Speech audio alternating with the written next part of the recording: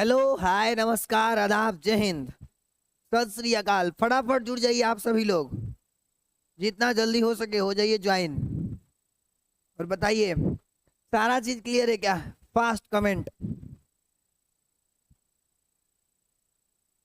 ये तो आज हम लोग करने वाले हैं चैप्टर 4, क्लास 10th का आगाज। बाकी सब लोग कहाँ रह गए मेरे भाई? बाकी सबको याद नहीं है टाइमिंग क्या हो, तो चलिए एक बार करते हैं।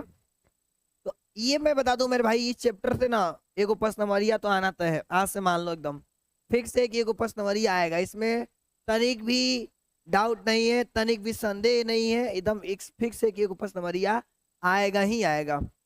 तो आइए हम लोग समझेंगे कि आखिर भारत में राष्ट्रवाद कैसे पनपा, कैसे लोगों ने भारत को एक करके आज आजाद कराया, और उसी आजाद देश के हम लोग वीर जवान है ना, तो उसी के बारे में आज हम लोगों को पढ़ना है।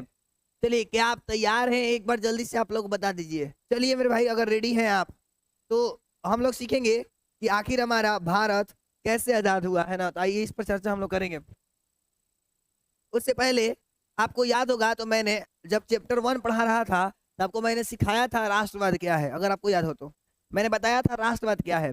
तो मैंने उसमें बताया था कि राष्ट्रवाद का मतलब होता है मेरे भाई कि एक भावना, अपने देश के प्रति लगाव है ना, प्यार मोहब्बत जो भी कह लो, है ना, क्या कहलाता है? राष्ट्रवाद कहलाता है। यानी अपने देश के प्रति अच्छा सोचना, पॉजिटिविटी सोचना, प्रेम रखना, लगाव रखना, देश के हित में सोचना, राष्ट्रवाद कहलाता है।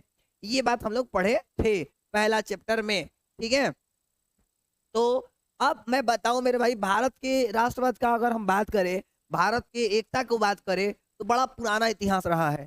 ऐसा नहीं है कि महात्मा गांधी आए तो ही राष्ट्रवाद की भावना शुरू हुई थी, ऐसा कुछ नहीं है। उसके पहले भी ऐसे कई वीर जवान हुए हैं भारत में, शेर जन्म लिए हैं जिन्होंने खूब लड़ा है ना, खूब लड़े हैं। और मैं बता दूं मेरे भाई, ये पहला लेक्चर है तो थोड़ा सा हो सकता है कि आपको डायरेक्ट याद करने वाली बातें आएंगी, लेकिन नेक्स्ट चैप्टर से यार बहुत मौज होने वाला है, बहुत मौज, इसमें भी मजा आएगा वैसे। तो मैं ये बोल रहा था कि जरूरी नहीं है कि महात्मा गांधी ही आए थे तो राष्ट्रवाद की भावना पनपी थी, ऐसा नहीं है। उसके पहले बहुत सारे वीर सपूत, है ना, यहाँ तक कि महिलाएं, देश के राष्ट्रवाद मतलब देश के प्रति इतनी भावना थी कि वो लोग अंग्रेजों को बैंड बजा कर रख दिए थे, है ना। तो आपको मैं बता दूं कि मेरे भाई, सबसे पहले अगर हम बात करें कि कैसे आखिर हमारा भारत गुलाम बनते गया, कैसे जकड़ते गया, मैं उस पर चर्चा करूंगा। तो उससे पहले, सबसे पहले आप सभी को पता है कि हमारे यहाँ सबसे पहली बार 1498 ईस्वी में एक व्यक्ति पहुंचता है बंदरगाह पर, है ना, बंदरगाह पर, केरल के बंदरगाह पर, है ना। 1498 ईस्वी में, जिसका नाम रहता है वास्को डी गामा। ये पुर्तगाली होता है, ये चल करके आ रहा होता है और हमारे यहाँ पहुंचता है। और जब वो पहुंचता है केरल के तट पर, तो क्या होता है कि वहां से इसको बहुत सारे मसाला मिलता है और राजा से भेंट करके चला जाता है ना। आप सब 9th में पढ़े होंगे ना, मैं उसी को रिपीट कर रहा हूँ, ठीक है। ज्यादा मैं अंदर नहीं जाऊंगा क्योंकि अभी हम लोगों को क्या करना है मेरे भाई, तो अभी हम लोग को सर 9th वाली बातें नहीं करनी है, इसलिए मैं थोड़ा थोड़ा रिपीट कर रहा हूँ, ठीक है। तो जब आते हैं वास्को डी गामा, तो मसाला लेकर के खूब जाते हैं, है ना। तो उस संबंध में जब जाते हैं तो बहुत मुनाफा कमा लेते हैं। कौन? वास्को डी गामा, बेच करके मसाला को। तो जिस वजह से उनको लगता है कि भाई मिल गया, भारत मिल गया, है ना। तो पूरा हल्ला कर देते हैं, पूरे ढिंढोरा पीट देते हैं, है ना। तो फिर बहुत सारे लोग आ जाते हैं, पुर्तगाली, फिर फ्रांसीसी आते हैं, फिर उसके बाद ब्रिटिश लोग आते हैं, है ना। ऐसी बहुत सारे लोग आते हैं, लूट का खूब ले गए लोग। लेकिन ब्रिटिश लोग लंबे समय तक रहे, ठीक है, ये बात आपको पता होना चाहिए।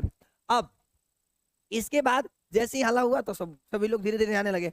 सभी लोग व्यापार करने के बहाने आ रहे थे लोग, लेकिन धीरे धीरे अंग्रेज आए और गुलाम बना लिए हम लोगों को। कैसे, हम लोग देखेंगे। उससे पहले और भी बातें जो कि आपको याद रखनी है।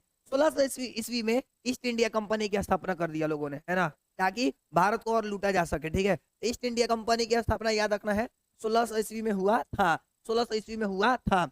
ईस्ट इंडिया कंपनी आप लोग देखे होंगे, ये ईस्ट इंडिया कंपनी है मेरे भाई, है ना। ये ईस्ट इंडिया कंपनी है जिसकी स्थापना 1600 ईस्वी में की गई थी, ठीक है। ये बात आपको याद होना चाहिए। आगे हम लोग इसके बारे में और पढ़ेंगे, ठीक है। अच्छा, और पता है मेरे भाई, ईस्ट इंडिया कंपनी स्थापना से लेकर के, यानी 1600 ईस्वी से लेकर के 1898 ईस्वी तक, है ना, 1800 सॉरी 98 नहीं दोस्त, 1858 ईस्वी तक हम लोगों पर आजाद किया था। मतलब 258 साल हम लोगों को पूरी तरह से जकड़ के रखा था, अपनी मनमानी चला रहा था। लेकिन समय आता है 1857 ईस्वी का, है ना, उस समय बहुत सारे ऐसे वीर क्रांति होते हैं, वीर क्रांति होते हैं 1857 ईस्वी के समय में, जिनका नाम होता है वीर कुंवर सिंह, झांसी की रानी, है ना, फिर तात्या टोपे, यार बहुत सारे, मैं कितना लोग का नाम लूं, बहुत सारे लोग बिहार से लेकर के पूरे भारत के, मतलब वो एक तरीके से बोले ना, पूरे भारत के लोग मिल जाते हैं और इसका विरोध करते हैं, और अंग्रेजों को उसी समय मतलब भगाने का लोगों ने प्लान बना लिया था। लेकिन वो लोग अंग्रेज तनी कम, है ना, समझ रहे हो ना, बहुत धूर्त था लोग, कम धूर्त नहीं था, खतरनाक लेवल पर धूर्त था, और फिर हम लोगों को वापिस से गुलाम बना करके रख ले रहा, ठीक है। तो आपको याद रखना है, इसीलिए याद रखिएगा मेरे भाई दोस्त, बिहार बोर्ड में पूछता है कि प्रथम स्वतंत्रता के लिए क्रांति कब की गई थी, तो याद रखना है पहली बार स्वतंत्रता के लिए क्रांति 1857 ईस्वी में किया गया था, है ना, महान सेनानियों के द्वारा।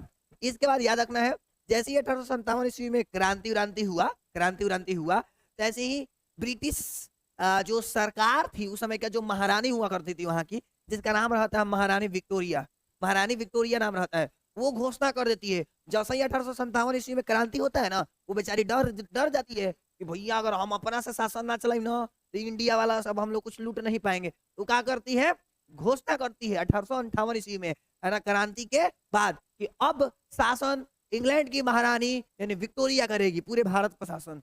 भाई गुस्सा तो आएगा, जाहिर सी बात है। तो आपको याद रखना है 1858 ईस्वी में ब्रिटिश सरकार, है ना, ने घोषणा किया कि हम पूरा शासन करेंगे। फिर बाद में आगे चल करके आपको एक और चीज याद रखना है कि 1885 ईस्वी में भारत का पहला पार्टी बनाया गया था अंग्रेजों से लड़ने के लिए, है ना, जिस पार्टी का नाम था भारतीय राष्ट्रीय कांग्रेस पार्टी। तो याद रखना, भारतीय राष्ट्रीय कांग्रेस पार्टी की स्थापना कब हुआ था, 1885 ईस्वी में हुआ था। तो ये भारत का पहला पार्टी है, ठीक है मेरे भाई। अब कहेंगे सर ये सब क्यों एक हेली बता दिए, मेरे भाई ये इंपॉर्टेंट डेट है, मैंने बता दिया। अब शुरू करेंगे हम लोग कहानी। पहले बता दो कि आपको ये इतना इंपॉर्टेंट डेट याद हो गया, जल्दी बता दो मेरे भाई, क्लियर है। तो फिर से एक बार आपको 2-3 पॉइंट आपको याद रखना है। पहला क्या याद रखना है, वास्को डी गामा भारत में कब आया था पहली बार, 1458 ईस्वी में। कैसा यात्री था, पुर्तगाली था। सबसे पहले कहाँ आया था, केरल के तट पे। उसके बाद ईस्ट इंडिया कंपनी की स्थापना 1600 ईस्वी में। कितना साल शासन किया, तो 258। उसके बाद 1857 ईस्वी में पहली बार क्रांति हुआ था स्वतंत्रता के लिए, जिसमें यार बिहार के लाल वीर कुंवर सिंह एंड झांसी की रानी, भाई बहुत खतरनाक लेवल पर लड़ते हैं लोग, बैंड बजा देते हैं अंग्रेजों को, झोंटा नोच नोच के मारती है लोग, है ना, समझ रहे तू सब। आगे उसके बाद जब इससे डर के कारण महारानी वहां की विक्टोरिया घोषणा करती है कि अब हमारे शासनकाल में शासन चलेगा वहां पर, ठीक है। और इसके बाद पार्टी की स्थापना होती है 1885 ईस्वी में, भारतीय राष्ट्रीय कांग्रेस की स्थापना होती है। इसलिए हम जियो से एयरटेल में पोर्ट करा दिया। अच्छा सबका वही हाल है मेरे भाई, सबका वही हाल है। अब आगे बढ़ते हैं। अब हम लोग सीखने वाले हैं कि भारत में राष्ट्रवाद का विकास कैसे हुआ। हम लोग सीखने वाले हैं मेरे भाई कि हमारा जो भारत है वहां में राष्ट्रवाद का कैसे आखिर विकास होना शुरू हुआ, ये हम लोग सीखने वाले हैं धुआं छोड़ा के, ठीक है। तो आपको मैं बता दूं, याद करिए, हम लोग जब पढ़ रहे थे थी रूस की क्रांति, उसके भी कई कारण थे, जैसे कि राजनीतिक कारण, बौद्धिक कारण, धार्मिक कारण था कि नहीं था जी सर। ऐसे ही यहाँ पर भी है, वही कहानी, सेम कहानी है मेरे भाई। किसी भी क्रांति का ना कई कारण होते हैं, उसमें से सबसे महत्वपूर्ण रहता है राजनीतिक कारण, धार्मिक कारण, आर्थिक कारण, बौद्धिक कारण, है ना, तत्कालीन कारण भी कभी कभी होता है। तो ऐसे ही भारत में राष्ट्रवाद के भी कई कारण हैं। और मैं बता दूं मेरे भाई, बिहार बोर्ड में सीधे प्रश्नमरिया सवाल में आता है कि भारत में राष्ट्रवाद के विकास का वर्णन करें, ऐसे आता है। और एक और बात मैं बता दूं आपको, अभी जो हम पढ़ा रहे हैं आपको कॉन्सेप्ट पढ़ा रहे हैं, जब कॉन्सेप्ट खत्म हो जाएगा तो मैं आपको पता ही होगा, मैं आपको क्या कर दूंगा, आंसर है सर, हम आपको एक्सरसाइज के क्वेश्चंस, वीवीआई क्वेश्चंस और ऑब्जेक्टिव करा देंगे। तो अभी आप ध्यान से सुनिएगा। तो हम लोग सीखने वाले हैं भारत में राष्ट्रवाद का विकास। उसमें से सबसे पहला सीखेंगे राजनैतिक कारण। राजनैतिक कारण यानी बोल सकते हैं तामझाम वाला, जिसमें मतलब मनमानी वाला, एक तरह से बोल सकते हैं। ऐसा कारण है जिस कारण से भारत में राष्ट्रवाद की विकास होना शुरू हो गया। तो सबसे पहला जो कारण था ना, 1858 ईस्वी में महारानी विक्टोरिया का घोषणा हुआ कि अब संपूर्ण देश में महारानी का शासन चलेगा। ठीक है मेरे भाई, जब 1857 ईस्वी में क्रांति हुआ था ना, है ना, विद्रोह जब हुआ था, तो उस समय भारतीयों को लग रहा था कि अब हम आजाद हो जाएंगे, और आजाद भी हो जाते लोग, थोड़ा सा और एकजुटता होता तो, है ना। लेकिन थोड़ा सा घबरा गया था स्थिति, तो नहीं हो पाए थे लोग, लेकिन फिर भी प्रयास करते तो हो जाता। लेकिन जैसे ही 1857 ईस्वी में क्रांति होता है ना, तो लोगों में राष्ट्रवाद की भावना और बढ़ जाती है। और जैसे ही क्रांति के बाद महारानी विक्टोरिया घोषणा करती है कि अब हमारे शासनकाल में हम भारत पर शासन करेंगे, तो वहां के लोग और भी, है ना, खुशी आ जाते हैं कि भाई हई हई हई हई हई हई गुरकी शासन करेगी हमरा पे, है ना। तो भाई, है ना तो कहीं राष्ट्रवाद की भावना उनके अंदर अग्रसर होने लगता है, क्योंकि बहुत पहले 258 सालों तक, यानी 1600 ईस्वी से लेकर के 1858 ईस्वी तक, है ना, 1858 ईस्वी तक क्या था, ईस्ट इंडिया कंपनी का शासन था। अब ये नया बवाल आ रही है ना। पहले तो वो लोग वहीं से कर रहा था, अब यहाँ पर आकर करेगी भाई नया बवाल। इसलिए भारतीय लोगों में, है ना, उत्सुकता बढ़ा कि अब हम एकरा के ना छोड़बो, मारे, समझ गए, तो शुरू किए लोग। ठीक है, तो पहल का यही लॉजिक है, पहल का यही कारण है कि महारानी विक्टोरिया का घोषणा पत्र कि हम शासन करेंगे। ठीक है। दूसरा, अंग्रेजी साम्राज्यवाद का विस्तार की नीति। देखिए, दूसरा का सबसे बड़ा भारत में राष्ट्रवाद का जो कारण रहा है, राजनीतिक कारण में दूसरा, वो ये है कि पता है दोस्त, अंग्रेज लोग क्या करते थे। जैसे मान लीजिए समझिएगा मेरे भाई, ठीक है, पहले क्या होता था ना, पहले होता ये था कि जितने भी भारत के राज थे ना, मेरे भाई, सबका अलग अलग जितने भी राज्य हुआ करते थे, सबका अलग अलग राजा था। गुजरात का अलग, राजस्थान के अलग, मध्य प्रदेश के अलग, महाराष्ट्र के अलग, माने अलग अलग बड़े बड़े क्षेत्रों पर अलग अलग राजा हुआ करते थे। जिस वजह से भारत के लोगों में एकता नहीं थी। तो ऐसे में क्या होता था, अंग्रेज जो है ना लोग, मेरे भाई, अंग्रेज लोग क्या करते हैं, एक दिमाग लगाते हैं, बोलता है सब कि जिस क्षेत्र में अगर कोई राजा है और उस राजा का कोई संतान अगर नहीं है, मान लीजिए, जैसे मान लीजिए बिहार के हम लोग राजा हैं, मतलब मान लीजिए थोड़ी देर के लिए हम राजा हैं बिहार के, वैसे मैं हूं नहीं भाई, मान लीजिए मैं राजा हूं बिहार का।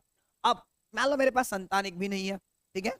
अब ऐसे में अंग्रेज हमसे क्या कहेगा कि तेरे पास संतान नहीं, कि हट, है ना, मेरी जितनी भी संपत्ति है, उस जिस जहां पर मेरा कब्जा है, उसको अपने हाथों में ले लेता था लोग। और इसके लिए कौन शुरू किया था, डलहौजी, लॉर्ड डलहौजी ये काम करना शुरू किया था। यानी लॉर्ड डलहौजी ये रूल ला दिया कि जेकर जेकर लड़का नहीं खे, सब हमारा के धन दे दी, है ना। तो भाई यहाँ, जिसके कारण वहां के लोगों में दिक्कत होने लगा, है ना, कि भाई सब हमनी के पैसा वैसा सब ले रहा है। तो जिसके कारण लोगों में क्या आने लगा, एकजुटता आने लगा, क्योंकि सोचो ना, सबको ही मारने लगता था लोग, है ना। तो जब सबको मारोगे तो भाई भारत के लोग पागल तो नहीं रहेंगे ना, एक होंगे कि नहीं होंगे, धीरे धीरे होंगे। तो वही बात था। तो यही एक कारण, यह भी एक कारण था भारत में राष्ट्रवाद का। कैसा कारण, तो आंसर है अंग्रेजी साम्राज्यवाद की विस्तार की नीति, जो कि डलहौजी ने अपनाया था। यानी डलहौजी का हड़प नीति, यानी जमीन में हड़प लेता था, समझ गए, बड़ी दिक्कत था। अच्छा, इसके बाद तीसरा था लॉर्ड लिटन। कौन था, लॉर्ड लिटन, यानी भारत का एक गवर्नर जनरल था उसमें, है ना। इसको बना दिया था सब ताकि तनी तनी राज करे में और मजा आवे, तो गवर्नर जनरल बना दिया गया था। या गवर्नर जनरल को ही मेरे भाई वायसराय बोलते हैं, याद रखिएगा, गवर्नर जनरल को ही क्या बोलते हैं, वायसराय बोलते हैं। ठीक है मेरे भाई। तो लॉर्ड लिटन था वहां पर। ये क्या करता है, वर्नाक्यूलर प्रेस एक्ट ला देता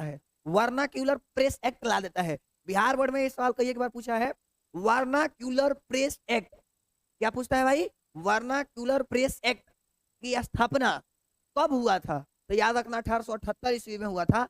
और किसने लाया था, लॉर्ड लिटन ने लाया था। अब कहिएगा कि सर ये क्या है, तो मैं बताऊं मेरे भाई, यह एक प्रकार का नियम था, जिसके तहत ये रूल बनाया गया था कि अंग्रेज, मतलब जितना भी भारत में पत्र छपता है ना, वो अपनी भाषा को छोड़ के सिर्फ और सिर्फ इंग्लिश भाषा में पेपर छापना है। ये बोलता था कौन, हाय पगलवा, लॉर्ड लिटन बोलता था, है ना। देखो लॉर्ड लिटन को दिखाऊं, चुरकी है एकदम, दिखाते हैं तू लोग को, दिखाता हूँ कैसा है, ये पगला दिखाता हूँ इसको हम, एक दिखाते हैं, देखो ये है लॉर्ड लिटन, है ना। ये डाणी कबार लेते हम लोग उस समय रहते, तो समझ रहे, है ना, ज्यादा उड़ता है ये बोलता है कि खाली इंग्लिश में छापो सब पेपर। तो भाई दिक्कत है भाई, गांव देहात के आदमी पेपर में पढ़ पाएगा कि कहाँ चाहता था इंग्लिश में छापो, क्योंकि कुछ भी करता था लोग ना, तो भारत के लोग खबर छाप देते थे। जितना भी भारत में पत्रिका था ना, प्रेस था, जितना भी वो लोग सब खबर छाप देता था, है ना, कि अंग्रेज सब हई कर रहा है, हई कर रहा है, जिसके कारण पूरा फैल जाता था। वो अब लगाया ये दिमाग, बोला कि रुक रुक ऐसे ना मनेगा ये सब। तो लॉर्ड लिटन नियम ला दिया, बोला खाली इंग्लिश में छपबो, दूसर भाषा में ना, खाली इंग्लिश में छपना है, जो ना बुझाइल ठीक बना, बुझाइल तो गइल जा। तो भाई ये नियम लाता है 1878 ईस्वी में। अब इसी से डर, इसी के डर से बिहार बोर्ड में एक सवाल पूछा है, इसी के डर से एगो व्यक्ति रहता है, एगो एगो प्रेस वाला रहता है, जिसका नाम रहता है अमृत लाल बाजार पत्रिका। अमृत लाल बाजार पत्रिका, ई भैया डरा जाता है, ई डरा जाता है। किससे डरा जाता है सर? ई डरा जाता है लॉर्ड लिटनवा से। बोलता है कि भैया नियम लाइल है, अगर इंग्लिश में ना छपम ब्लॉक मार दी। तो भाई बेचारा डरा जाता है थोड़ा देर के लिए। अब डरा के क्या करता है, पहले बंगाल में छपता था ये जो अमृत लाल बाजार पत्रिका जो था, प्रेस जो था, पहले इंग्लिश में छपता था ये पत्र को, लेकिन बाद में अंग्रेज के डर से, माने लॉर्ड लिटन के डर से, ये अंग्रेजी में छापने लगा बाद में। और इसको कौन कौन चलाते थे, इसके मालिक कौन कौन थे अमृत लाल बाजार पत्रिका के? तो मोतीलाल घोष और शिशुर कुमार घोष, याद रखिएगा, मोतीलाल घोष और शिशुर कुमार घोष थे। समझ गए? तो यहां तक आपको बात क्लियर है क्या? एक बार जरा हमें कमेंट करें आप। क्लियर? फास्ट जल्दी बताइए, क्लियर है? अरे छोड़ भाई, तू लोग पढ़ो लोग। अच्छा कर देते हैं, जल्दी बताइए, पहले बता दो यहाँ पर सबको क्लियर है क्या? यस और no, please comment right now in the chat section. Hello, धुआं छोड़ा दो और बोलो, ये बोलो मजा आवत है? यस यस सर, क्लियर है। तो बिहार बोर्ड में 2-3 को सवाल पूछेगा तो बता दोगे? सबसे पहले बिहार बोर्ड में सवाल पूछा कि बताइए, बताइए vernacular press act, vernacular press act की शुरुआत कब और किसने किया था? जल्दी बताइए, वर्नाक्यूलर प्रेस एक्ट का शुरुआत कब और किसने किया था? जल्दी बताइए आप हमें, जितना जल्दी हो सके,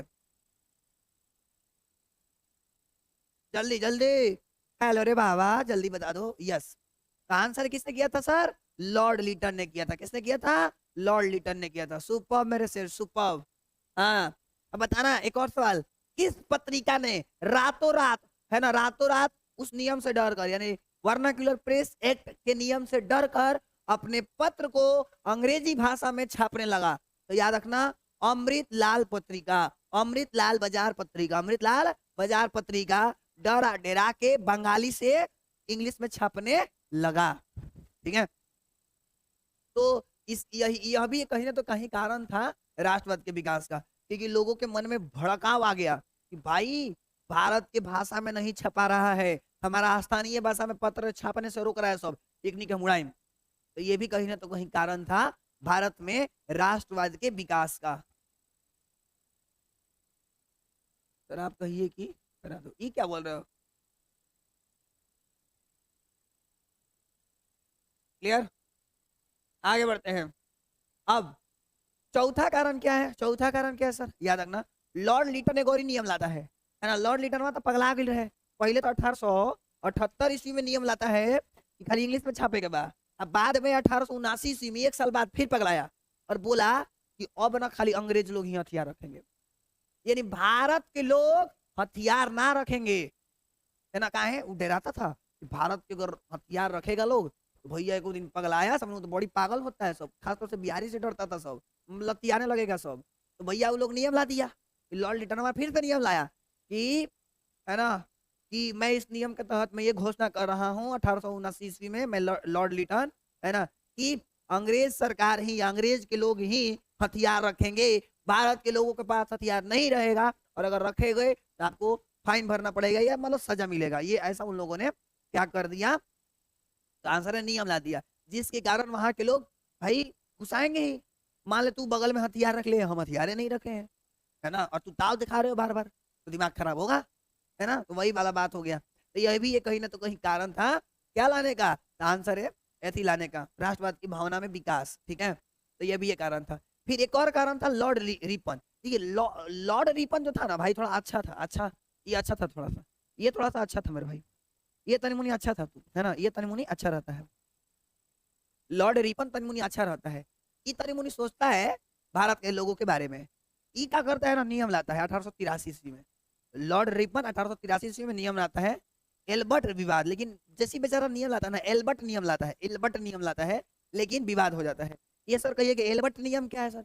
एल्बर्ट नियम में क्या होता है, ये जो है ना लॉर्ड रिपन बोलता है कि अगर कोई भी अंग्रेज कोई गलत काम कर रहा है, सुनिएगा लॉर्ड रिपन क्या बोलता है 1883 ईस्वी में, कि अगर कोई अंग्रेज कोई गलत काम कर रहा है ना, गलत काम कर रहा है, तो भारत के लोग अपने जज से यानी भारतीय जज से जाके शिकायत करेंगे और भारत के जज उनको सजा दे सकते हैं अगर वो गलतियां किए होंगे तो। अब जैसा ही बतिया पता चला अंग्रेजवा सबके, वो भाई लॉर्ड रिपनवा के बोले, अरे रे तू हमनी के देश के होके तू हम ही लोग पर नियम लगा रहा है तू, है एकरा करने लगा लोग विरोध। एकरा क्या करने लगा, विरोध करने लगा, है ना, कि नियम हटावा जल्दी। अंग्रेजों से बोलने लगा, किसको, ये लॉर्ड रिपन को। अब बेचारा, अब जानते हो भाई कहीं ना तो कहीं अंग्रेज ही था ये भी। बोला कि ठीक चल बात मान लेता नहीं। तो बाद में इस विवाद ने, मतलब इस विवाद जो चल रहा था ना, इसको वापस ले लिया और वापस लेके संशोधित कर लिया कि अंग्रेज को अगर सजा मिला तो वो अंग्रेज के लोग अपने जज से यानी अंग्रेजी जज से, है ना, उस सजा को माफ करवा सकते हैं। अब जैसा ही बात भारत के लोगों को पता चला ना कि भैया तो बड़ी तेज बा कि अपने से सजा माफ करवा रहा है लोग, तो भारत के लोगों में आक्रोश उत्पन्न हो गया, राष्ट्रवाद की भावना पनपने लगी कि भाई अपने मनमानी चल रहा है, इतनी मुनी अंग्रेजवा सब है, और हड़ताल कर दिया तो ही बतिया मान गया, तो हम लोग हताना भारत के लोग हैं, हम लोग हड़ताल करेंगे, अब छोड़ेंगे नहीं लोग को, छोड़ेंगे नहीं। और फिर धीरे धीरे राष्ट्रवाद की भावना पनप रही है, समझ रहे हो? तू लोग में भी जुनून आना चाहिए पढ़ने का, दांत तोड़ देंगे हम। बोलो बुझा रहा है तू लोग को? ओके, नेटवर्क स्लो है ना मेरे भाई, यार तनी मुनी तो खत्म करना है, तो बहुत दिन के बाद तो पढ़ा रहे हैं, बहुत दिन से तो तबीयत खराब था। बोलो बुझाया? तो लॉर्ड रिपन ने जो एल्बर्ट विवाद लाया था, ये एल्बर्ट जो नियम लाया था, वहां से भी कहीं ना तो कहीं राष्ट्रवाद के भावना की विकास की बढ़ोतरी हो रही थी। इसके बाद और आगे, इसके बाद छुआ। छुआ क्या रीजन है राजनीतिक कारण में छुआ, है ना? अभी सारा मैं पढ़ा रहा हूँ, खाली लिखवा कुछ नहीं रहा हूँ, समझना। आपको बस खाली पॉइंट वाइज लिखना है, याद करने में आसानी होगा। बाकी के मैं दीर्घोत्तरीय प्रश्न जब लिखवाऊंगा उत्तर, तो उस समय ऐसा ऐसा सवाल फिर से आएगा, ठीक है? चलिए, छुआ रीजन 1905 ईस्वी में लॉर्ड कर्जन, एक और था, एक और ही था, लॉर्ड कर्जन द्वारा बंगाल का विभाजन, लॉर्ड कर्जन द्वारा बंगाल का विभाजन। ये जो था ना मेरे भाई, लॉर्ड कर्जन, ये बड़ी तेज था, है ना? जो लॉर्ड कर्जन था, ये बड़ी तेज था। ये क्या करता था, ये जानता था, ये जो लॉर्ड कर्जनवा है ना भाई, ये जानता था कि भैया भारत के हिंदू मुस्लिम में बड़ी एकता है। ये लॉर्ड कर्जन बहुत तेज था, कि कहता है, मतलब थोड़ा नोटिस करता है लोग कि ऐसे गोरखा तनी मुनी तेज था लोग उस समय, अब हम लोग गोरखा से बहुत तेज है, हम लोग गोरखा मैंने समझ रहा तू सब ना, इंग्लैंड वा सब, हम लोग सब तेज हो गए हैं, गोरखा सब बहुत पहले तेज था सब। तो गोरखा सब क्या करता है, दिमाग लगाता है कि भारत में भाई, भारत में भाई हिंदू मुस्लिम में बड़ी एकता है, सोचता है सब क्यों ना इसको फूट डाले और शासन करे, फूट डाले यानी लोग में लड़ा दे और शासन करे। तो क्या करता है, लॉर्ड कर्जन देखता है कि जो कुछ भी होता है ना, जो कुछ भी होता है उसकी शुरुआत कहाँ से होती है, तो वो लोग पता लगाता है कि भाई यहाँ से शुरुआत होती है, यहाँ से शुरुआत होता है, क्योंकि यहाँ पर खतरनाक खतरनाक योद्धा थे लोग, सारा जितना भी लोग थे ना यहीं से खड़ा होते थे। यहाँ में बंगाल से जो कुछ भी होता था ना, सब कुछ है शुरुआत बंगाल से होता था। जैसे विद्रोह शुरू हुआ था तब आरा से शुरू किए थे वीर कुंवर सिंह, है ना, जगदीशपुर से, मतलब आरा जगदीशपुर से। ऐसे ही जो कुछ भी उस समय होता था लॉर्ड कर्जन के समय, है ना, 1905 ईस्वी के करीब में, तो सारा कुछ बंगाल से होता था। अब यहाँ पे गया लॉर्ड कर्जन, लॉर्ड कर्जन जाता है, लॉर्ड कर्जन जाता है, लॉर्ड कर्जन जाता है कहाँ पे सर, यहाँ पे जाता है। अब यहाँ पर जाके क्या करता है, कहता है, क्या कहता है कि भाई यहाँ पर वो लोग लड़ा देता है, हिंदू मुस्लिम को लड़ा देता है, यानी हिंदू को अलग धर्म के आधार पर बोल देता है कि तो नहीं अलग बड़े सा, और इसको बोल देता है तू लोग भी अलग है, यानी हिंदू मुस्लिम में लड़ाई करा देता है। और लड़ाई करा के 1905 ईस्वी में बंगाल विभाजन कर देता है, बंगाल विभाजन, बंगाल विभाजन। तो याद रखना, बंगाल विभाजन कब हुआ था, 1905 ईस्वी में हुआ था। किसके द्वारा हुआ था सर, लॉर्ड कर्जन के द्वारा हुआ था। अब जैसे ही विभाजन हुआ तो हो गया क्या, कि हई वाला हिस्सा वेस्ट बंगाल कहला गया और हई वाला हिस्सा बांग्लादेश कहला गया। यही ये सब अंग्रेजवे का देन है कि बांग्लादेश अलग है, समझ रहे हो ना। तो याद रखना 1905 ईस्वी में बंगाल विभाजन अंग्रेजों ने किया था और ये वाला जो देश बन गया वो कौन सा देश हो गया, बांग्लादेश, और फिर एगो हो गया बंगाल।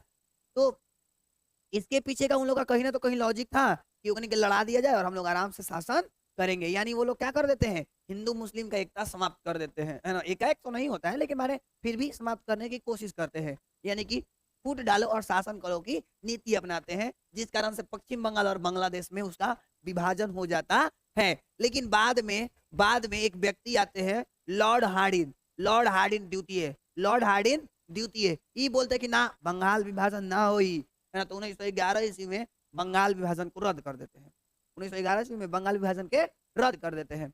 तो फिर से देश की में राष्ट्रवाद की भावना जग जाता है कि हमनी के ये सब फूट डालो और शासन करो की नीति अपना रहे लोग, अब हमनी के करा के छोड़े के नहीं खे। तो ये अभी कहीं ना तो कहीं राष्ट्रवाद में विकास का कहीं ना तो कहीं एक कारण है।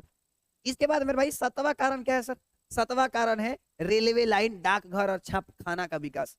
7वां जो कारण है रेलवे लाइन, डाकघर और छापखाना का विकास। धीरे धीरे क्या होने लगा, रेलवे लाइन बनने लगे, डाकघर आ गया, छापखाना खुलने लगा, जिस कारण से भारतीय लोगों में यहाँ से वहां तक जा करके बातों को बताने में बहुत ही आसानी होने लगा और धीरे धीरे राष्ट्रवाद में विकास की भावना बढ़ने लगी। तो एक बार जरा हमें बताएंगे आप कि क्या आपको क्लियर है, जल्दी बताइए। सर जी आपने कोई भी सब्जेक्ट बहुत बहुत मस्त पढ़ाते हैं। अच्छा वैसे बहुत बहुत शुक्रिया प्रियांशु, प्रियांशु ये बात सही कह रही हो, कोई भी बहुत अच्छा लगते हैं, समझ में भी हो, धन्यवाद। संडे यहाँ पे हम लोग का क्या खत्म हो गया, राजनीतिक कारण खत्म हो गया मेरे भाई। कौन सा कारण खत्म हो गया, राजनीतिक कारण खत्म हो गया। अब हम स्टार्ट कर रहे हैं आर्थिक कारण। आज आर्थिक कारण पढ़ा के छोड़ देंगे, आर्थिक कारण में 2 को पढ़ना है बस, आर्थिक कारण में 2 को पढ़ना है। कैसे लिखना है हम बताएंगे, घबराइए मत, हम बताएंगे ना। बस आप खाली क्या करिए, बस आप खाली सुनिए आज, है ना। सुनना 5-6 दिन, अगर 5-6 दिन सुन लिए ढंग से ना यार आग लगा दोगे, बस क्लास में याद, खाली सुनते चलो। अब हम लोग दूसरा पढ़ने वाले मेरे भाई आर्थिक कारण। कौन सा कारण मेरे भाई, आर्थिक कारण हम लोग समझने वाले हैं, ठीक है। तो ध्यान से समझिएगा मेरे भाई। आर्थिक कारण में पहला का कारण था कर का क्रूरतापूर्वक वसूल करना। देखो आप सभी को बात अच्छे से पता है, आप लोग लगान मूवी भी देखे होंगे, हो सकता है अगर आपने लगान मूवी देखा होगा आपने, तो भाई उसमें टैक्स के बारे में आप अच्छे से समझ रहे होंगे, है ना, है ना भाई, टैक्स के बारे में आप अच्छे से समझ रहे होंगे। तो इसीलिए आमिर खान क्या करता है, मैच खेलता है ना, बोलता है, और उसमें एबी डिविलियर्स रहता है भाई, एक एबी डिविलियर्स ऐसे ही मारता है, ये उसको मार देता है। तू लोग देखा कि नहीं देखा है भाई, बहुत हंसी आती है उसको देखने में। तो लगान मूवी तो बहुत मजा आता है देखने में। तो होता क्या है कि जैसे अंग्रेज लोग आते हैं ना, भारत को गुलाम बनाते हैं, धीरे धीरे जब भारत के लोगों में फूट डालो शासन करो वाला भावना ला देते हैं, तो ये लोग ना धीरे धीरे भारत को और जकड़ते चले जा रहे हैं, जकड़ते चले जा रहे थे। वो लोग क्या करते हैं मेरे भाई, वो लोग क्या करते हैं ना, कर लेना शुरू कर देते हैं। और जो लोग कर नहीं दे रहा था वो लोग को जबरदस्ती कर लेते थे उन लोगों से, यानी जो लोग कर नहीं देते थे, कर माने टैक्स, जो लोग टैक्स नहीं देते थे उन लोगों से बड़ियारी लेते थे लोग, लेकिन ना देबो आवा है ने, तो भाई देते थे लोग। और साथ ही साथ ना 3 कठिया प्रणाली लागू कर दिया सब। कौन सा प्रणाली मेरे भाई, 3 कठिया प्रणाली। अब आप कहोगे कि सर 3 कठिया प्रणाली क्या है, मैं बता रहा हूँ, ध्यान से समझिएगा। 3 कठिया प्रणाली का मतलब एग्जाम्पल से समझाता हूँ आपको। मान लीजिए आपके 1 बीघा है आपके पास खेत, 1 बीघा माने 20 कट्ठा, 1 बीघा में कितना कट्ठा होता है मेरे भाई, 20 कट्ठा होता है, आपको पता होना चाहिए। तो 3 कठिया प्रणाली में क्या था कि आपके पास अगर 1 बीघा आप खेती करते हैं ना, ये माने आपके पास मान लीजिए 1 बीघा का जमीन है, 1 बीघा का जमीन है आपके पास, 1 बीघा जमीन है, या अंग्रेजों ने मान लीजिए आपको 1 बीघा जमीन दिया है, तो 1 बीघा मतलब 20 कट्ठा। तो उसमें ना 3 कट्ठा में नील की खेती करना था, 3 कट्ठा में नील की खेती करना ही करना था। यानी 3 कठिया प्रणाली का मतलब ही था कि 3 कट्ठा में नील की खेती करना। याद रखना, 3 कठिया प्रणाली माने 3 कट्ठा में नील की खेती करना। अब आप तो बोलोगे कि सर तो कोई दिक्कत ना है नील की खेती करने से। अरे मेरे भाई बहुत दिक्कत है। नील की खेती करने से प्रॉब्लम क्या होता था किसानों को, कि आमदनी कम होती थी। और नील की खेती अगर आप किसी भी जमीन पर करोगे ना, तो मुश्किल से मेरे भाई 3 साल से 4 साल में वो भूमि जहां पर आप खेती कर रहे हो बंजर हो जाता है, एकदम खराब हो जाता है ना। वो भूमि क्या हो जाता है मेरे भाई, खराब हो जाता है, वो भूमि खराब हो जाता है, बंजर हो जाता है। अब तो दिक्कत तो हो ही करेगा। अब मान लीजिए बेचारा किसी किसान के पास बहुत कम जमीन है और उसमें से आप 3 कट्ठा में नीले की खेती करवा रहे हैं, और और कुछ समय बाद वो बंजर भूमि हो जाएगा, तो बेचारा उसका खाना पीना कैसे चलेगा भाई, बहुत दिक्कत होता था। अरे यार दिक्कत तो यार यहाँ तक भी बढ़ जाता था, नील की खेती करने से ना चर्म रोग होता था। चर्म रोग आप लोग सुने होंगे ना, व्हाइट व्हाइट करके नहीं होता है, वो रोग होता था, जिस कारण से वहां के लोगों में मतलब बड़ी प्रॉब्लम होता था, यानी रुपया पैसा में धीरे धीरे कम ही आने लगा, क्योंकि बेचारे एगो तो टैक्स देना था, ऊपर से 3 कट्ठा में नील की खेती करना था, क्योंकि नील की खेती से अंग्रेज को बड़ी लाभ होता था, इसलिए बड़ी यारी वो करवाते थे। तो कहीं ना तो कहीं यह भी एक भारत के राष्ट्रवाद में विकास का कारण है। यार अंग्रेज सही बता रहे हैं ना, अंग्रेज बहुत यार जुल्म किया है लोग, है ना, सही। क्या का एक दो दिन प्रधानमंत्री बनाओ सब, देखो अंग्रेजों सबको उड़ा देते हैं हम लोग। क्या हो, एक दिन बनाओ सब हम लोग को, फिर उन्हीं के मार के उड़ा देंगे हम लोग, जानता नहीं है सब हम लोग को, भाई बड़ी जुल्म किया है सब, समझ गए। तो यह भी कहीं ना तो कहीं कारण है ना, क्या चीज का, तो राष्ट्रवाद के विकास का आर्थिक कारण। आर्थिक कारण पहला कारण क्या है, टैक्स को जबरदस्ती वसूलना और 3 कठिया प्रणाली लागू करना। 3 कठिया प्रणाली का मतलब नील की खेती कराना, 3 कट्ठा खेत पर 1 बीघा में से, ठीक है। इसके बाद दूसरा जो कारण है मेरे भाई, दूसरा जो कारण है वो है 1882 ईस्वी में ब्रिटेन के माल पर आयात शुल्क हटा दिया गया।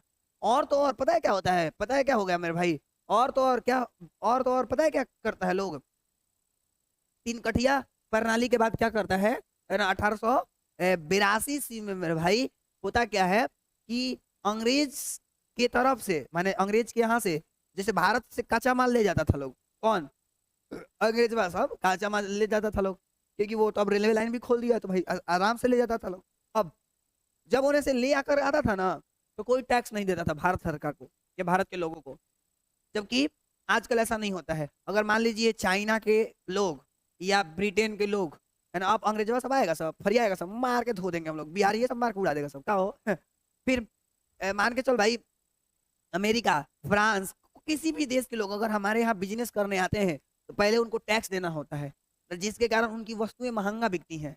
लेकिन अंग्रेजवा सब बड़ी तेज था, भारत से कच्चा माल ले जाता था, हाँ भारत से कच्चा माल ले जाता था, और भारत से कच्चा माल ले जाके वहां से कोई कोई वस्तु बनवा के लाता था होने से, ला के अब भारत में बेचता था, तो टैक्सो नहीं देता था, टैक्सो नहीं देता था, सीधे बेच देता था। अब जाहिर सी बात है मेरे भाई, अगर टैक्स नहीं दोगे तो वस्तु सस्ता मिलेगी, सीधी सी बात है। मान ले मेरे भाई, अगर हम आपसे ये बोले कि इस वस्तु पर टैक्स नहीं लग रहा है, तो जाहिर सी बात है सर ये सस्ता मिलेगा, मिलेगा कि नहीं मिलेगा, तो ऐसी होता था। तो अंग्रेज अपने वस्तु पर टैक्स देते ही नहीं थे, जिस कारण से वहां की सामान सस्ता मिलता था। अब और भारत में पैसा का तो दंगा हो ही गया था, जिस कारण से भारत के लोग अपनी कंपनी का सामान नहीं खरीदते थे। क्यों, क्योंकि वहां महंगा मिलता था, क्योंकि वहां उतनी टेक्नोलॉजी डेवलप नहीं थी, और वो लोग थोड़ा सस्ता देते थे, जिस कारण से भारत में जितनी भी छोटी छोटी कंपनियां होती हैं वो धीरे धीरे ठप पड़ने लगती हैं, और अंग्रेज दिनों पर दिन अमीर होते जा रहे थे, लूट लूट के सामान ले जाते थे और उन्हें से वापस लाके भारत में बेच देते थे। यार यूं कहें तो भारत का सामान भारत में बेच देता था, सब ससुरा सब जाके खाली तनी मुनी बना देता था लोग वहां, और फिर बना के ला देता था वहां और बेच देता था भारत में, है ना। क्या बोलते हैं, ऊपर से चोरी है, मतलब पहले कैला चोरी है, ऊपर से सीना चोरी हुए वाला हाल, पहले हमने ये से लूटला सन, अब फिर हमने ये में बेचता सन, समझ रहे हैं, तो बहुत दिक्कत होने लगा। तो फिर धीरे धीरे भारत की आर्थिक कारण डगमगा गई, यानी आर्थिक स्थिति, रुपया पैसा का मामला नीचे आ गया, और कहीं ना तो कहीं ये भी एक क्रांति का कारण बना। कारण यानी धर्म से रिलेटेड, यानी धर्म के कारण भी भारत के लोगों में राष्ट्रवाद की भावना पनप रही थी। कैसे, मैं बता रहा हूं, देखिए सबसे पहले तो अंग्रेजवा सब ना रंग भेद की नीति अपनाता था। सब क्या करता था मेरे भाई, रंग भेद की नीति अपनाता था। यानी पता है वो लोग क्या करता था, उस सब सोचता था सब गोरका सब, यानी सो गोर है ना वो सब, गोर का है, लाल है सब। मूस के बच्चा देखा है तू, सब जन्म लेता है तो लाल होता है, टूसू टूसू, और सही लाल का बानर है सब, वो लाल का बानर है सब। वो लोग रंग भेद की नीति अपनाता था। वो लोग मन में सोचता था कि भगवान हम लोग को जन्म दिए हैं, और हम लोग को जन्म दिए हैं, और हम लोग क्या कर सकते हैं, तो आंसर है हम लोग सबसे महान है, हम लोग को भगवान इसलिए बनाए हैं ताकि हम भारत को गुलाम बना के रखें। हम लोग गोर लोग हैं और भारतीय लोग करीबा है सब, है ना, हम लोग गोरके हैं।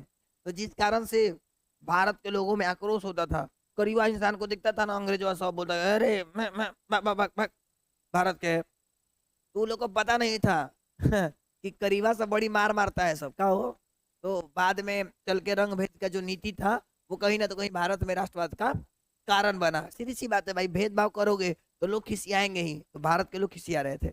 दूसरा था मैक्स मुलर और चार्ल्स बिल्किंस और सर विलियम जॉन्स। ये लोग क्या कर रहे थे ना, जितना भी भारतीय ग्रंथ था वो लोग दूसरे लैंग्वेज में कन्वर्ट कर रहे थे। मेरे भाई बताऊं मैं, कल से यार बहुत मजा आएगा, कल से बहुत मजा आएगा। आज और कल में क्या है ना कि अभी हम लोग बस देख रहे हैं कि भारत में कैसे कैसे विकास हुआ था, इसलिए थोड़ा सा आपको डायरेक्ट याद करना पड़ सकता है। कल से एकदम मजा आएगा, कल से छोड़ो ना, आज ही से आएगा, थोड़ा देर बाद देखना। तो ध्यान सुनना, मैक्स मुलर, चार्ल्स बिल्किंस और सर विलियम जोन्स जो थे ना, वो क्या करने लगते हैं, जितने भी भारतीय ग्रंथ होते हैं उन सबको अंग्रेजी में अनुवाद करने लगते हैं। तो जैसा ही अंग्रेजी में अनुवाद करते हैं तो भारत के लोगों में एक राष्ट्रवाद के प्रति, अपने धर्म के प्रति चेतना जगती है। क्योंकि सीधी सी बात है, मान लीजिए अगर हम एनसीईआरटी पढ़ रहे हैं, एनसीईआरटी क्यों पढ़ रहे हैं, क्योंकि एनसीईआरटी अच्छा है। मान लो केसीसी ना पढ़ रहे हैं हम लोग मैथ्स का, केसीसी ना क्यों पढ़ रहे हैं, केसीसी अच्छा है मान लो, हाँ है या ना जी सर। ऐसे ही अंग्रेज हमारा ग्रंथ क्यों पढ़ रहा था, क्योंकि उन लोगों का ग्रंथ से हम लोग का ग्रंथ अच्छा था, हम लोग का धार्मिक ग्रंथ अच्छा था, जिस वजह से वो लोग पढ़ रहा था। तो भारत के लोगों में कहीं ना तो कहीं ये सोच आ रहा था कि उन्हीं के ग्रंथ खराब है, इसीलिए हम लोग को ग्रंथ पढ़ रहा है और अंग्रेजी में इसको ट्रांसलेट कर रहा है ताकि दिक्कत ना हो। और मैं बता दूं मेरे भाई, वो लोग ना हम लोग के ग्रंथ को पीछे छोड़ दिया, सही बता रहे हैं। हम ही लोग का ग्रंथ पढ़ पढ़ के वो लोग आगे निकल गया है ना। मैं रियली बताऊं कि भारत के किसी भी यूनिवर्सिटी में रेयर केस में गीता महाभारत पढ़ाया जाता होगा, लेकिन इंग्लैंड के हर यूनिवर्सिटी में वहां पर गीता रखा हुआ है और पढ़ाया भी जाता है। ऑक्सफोर्ड यूनिवर्सिटी, कैम्ब्रिज यूनिवर्सिटी, यार उसमें पढ़ाया जाता है, गीता का स्पेशल कोर्स होता है। लेकिन हम लोग को सब छुपा के, हम लोग का जितना भी अच्छी अच्छी चीजें सब बंद करा के बोल दिया कि सभी खराब है, भाग गया सब। इसीलिए आज तक लोग शौके करते हैं इस सब पे समझ रहे हो ना। तो वही कहानी है वो लोग का, पूरी तरह से मेंटली टॉर्चर किया था हम लोग को, है ना। और उसी में वही था, यही पगला चार्ल्स बिल्किंस कि भगवत गीता को अंग्रेजी में लिख दिया, भगवत गीता को अंग्रेजी में अनुवाद कर दिया। तो याद रखना, भगवत गीता को अंग्रेजी में अनुवाद किसने किया था, चार्ल्स बिल्किंस ने, चार्ल्स बिल्किंस ने किया था अंग्रेजी में अनुवाद, याद रखिएगा मेरे भाई, ठीक है। इसके बाद आपको क्या याद रखना है ना, छोटा छोटा पॉइंट, जिस वजह से देखिए भारत के लोगों में क्या आने लगा, राष्ट्रवाद की भावना आने लगी। क्यों आएगी भाई, क्योंकि सोचो किसी के धर्म को पढ़ा जा रहा है तो भाई सीधी सी बात है, धर्म अच्छा है तो और लोगों के प्रति जागरूकता आने लगी। इसके बाद क्या होने लगा मेरे भाई, इसके बाद कुछ कुछ व्यक्ति आते हैं जो स्थापना करते हैं ताकि धर्म में, मतलब ताकि क्या हो, तो आंसर है सर, इससे क्या होना, तो भारत के लोगों में एकता की भावना पनपे, एकता की भावना जगे, ताकि लोग वहां के समझ पाए, ठीक है।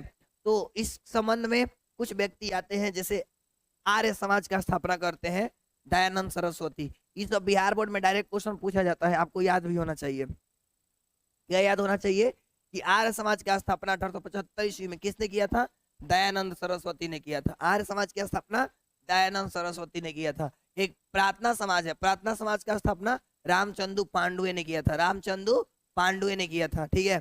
फिर रामकृष्ण मिशन की स्थापना किसने किया था, स्वामी विवेकानंद ने स्थापना किया था। ये लोग स्थापना कर करके पता है क्या, लोगों को बढ़ावा दे रहे थे कि देखिए हम लोग का धर्म अच्छा है, उन लोग का धर्म मतलब हम लोग का धर्म अच्छा है, इसीलिए वो लोग हम लोग का धर्म पढ़ करके हम लोग को ही लड़ा रहा है ना। तो ये लोग मतलब इन सारे चीजों का स्थापना कर करके कहीं ना तो कहीं भारत में राष्ट्रवाद की भावना को प्रज्वलित कर रहे थे, माने बढ़ा रहे थे, ठीक है। तो आपको क्या यहाँ तक क्लियर है, धार्मिक कारण बात समझ में आ गई, धर्म को लेकर कैसे भारत के लोगों ने राष्ट्रवाद की भावना जगाने लगा, क्या आपको इतना सा बात समझ में आ गया। तो अन्य कारण क्या क्या थे वो भी हम लोग देखने का प्रयास करेंगे, ठीक है। अन्य कारण में क्या क्या था, तो देखिए होता क्या था, ये भी इंपॉर्टेंट सवाल है, समझिएगा। पता है देखिए कुछ भी प्रॉब्लम होता था ना, ऐसी जब भारत गुलाम बनाकर रख रहे थे लोग, इंग्लैंड के लोग, तो जो कुछ भी प्रॉब्लम होता था ना, तो भारत के लोग ना अंग्रेजों सबके पास चल जाते थे, सब बोलते सब तो हमने का अधिकार दो, लोग हड़ताल कर देता था सब, है ना। भारत के लोग माने हड़ताल कर देते थे लोग, है ना, बोला कि हाई कमी है, फलना जी हाय हाय हमको ही चाहिए, हमको दे दो ना तो बाय बाय करेंगे तुमको, समझ गए। तो ऐसी हड़ताल करने लगते थे लोग, कौन, आंसर है भारतीय लोग। अब ओकरा से अंग्रेज परेशान, बोला कि का करो तड़फनिक के, है ना, कि भैया कुछ वो होता तो आ जाके हड़ताल कर दे रहा है सब। तो उससे परेशान हो गया सब अंग्रेजवा सब, बोला कि भाई कुछ तो करना पड़ेगा ऐसा ताकि इस परेशानी से बचा जा सके। तो वो लोग क्या करता है कि वो लोग क्या करता है 28 दिसंबर 1885 ईस्वी में एगो रहता है एवो ह्यूम मुंबई में भारतीय राष्ट्रीय कांग्रेस की स्थापना कर देता है। क्यों कर देता है?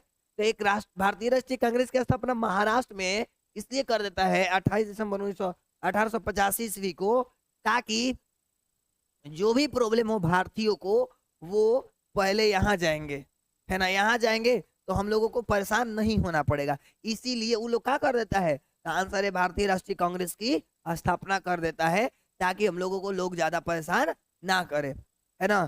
तो ये भी एक कहीं ना तो कहीं कारण था। अब देखिए इस क्या बोल सकते हैं, भारतीय राष्ट्रीय कांग्रेस से रिलेटेड कुछ कुछ बिहार बोर्ड में सवाल पूछे जाते हैं इंपॉर्टेंट। पहला बात क्या पूछा जाएगा कि भारतीय राष्ट्रीय कांग्रेस की स्थापना कब हुई थी, तो आप बताइएगा 28 दिसंबर 1885 ईस्वी को। भारतीय राष्ट्रीय कांग्रेस की स्थापना कब हुई थी, आप बताइएगा 28 दिसंबर 1885 ईस्वी को, ठीक है।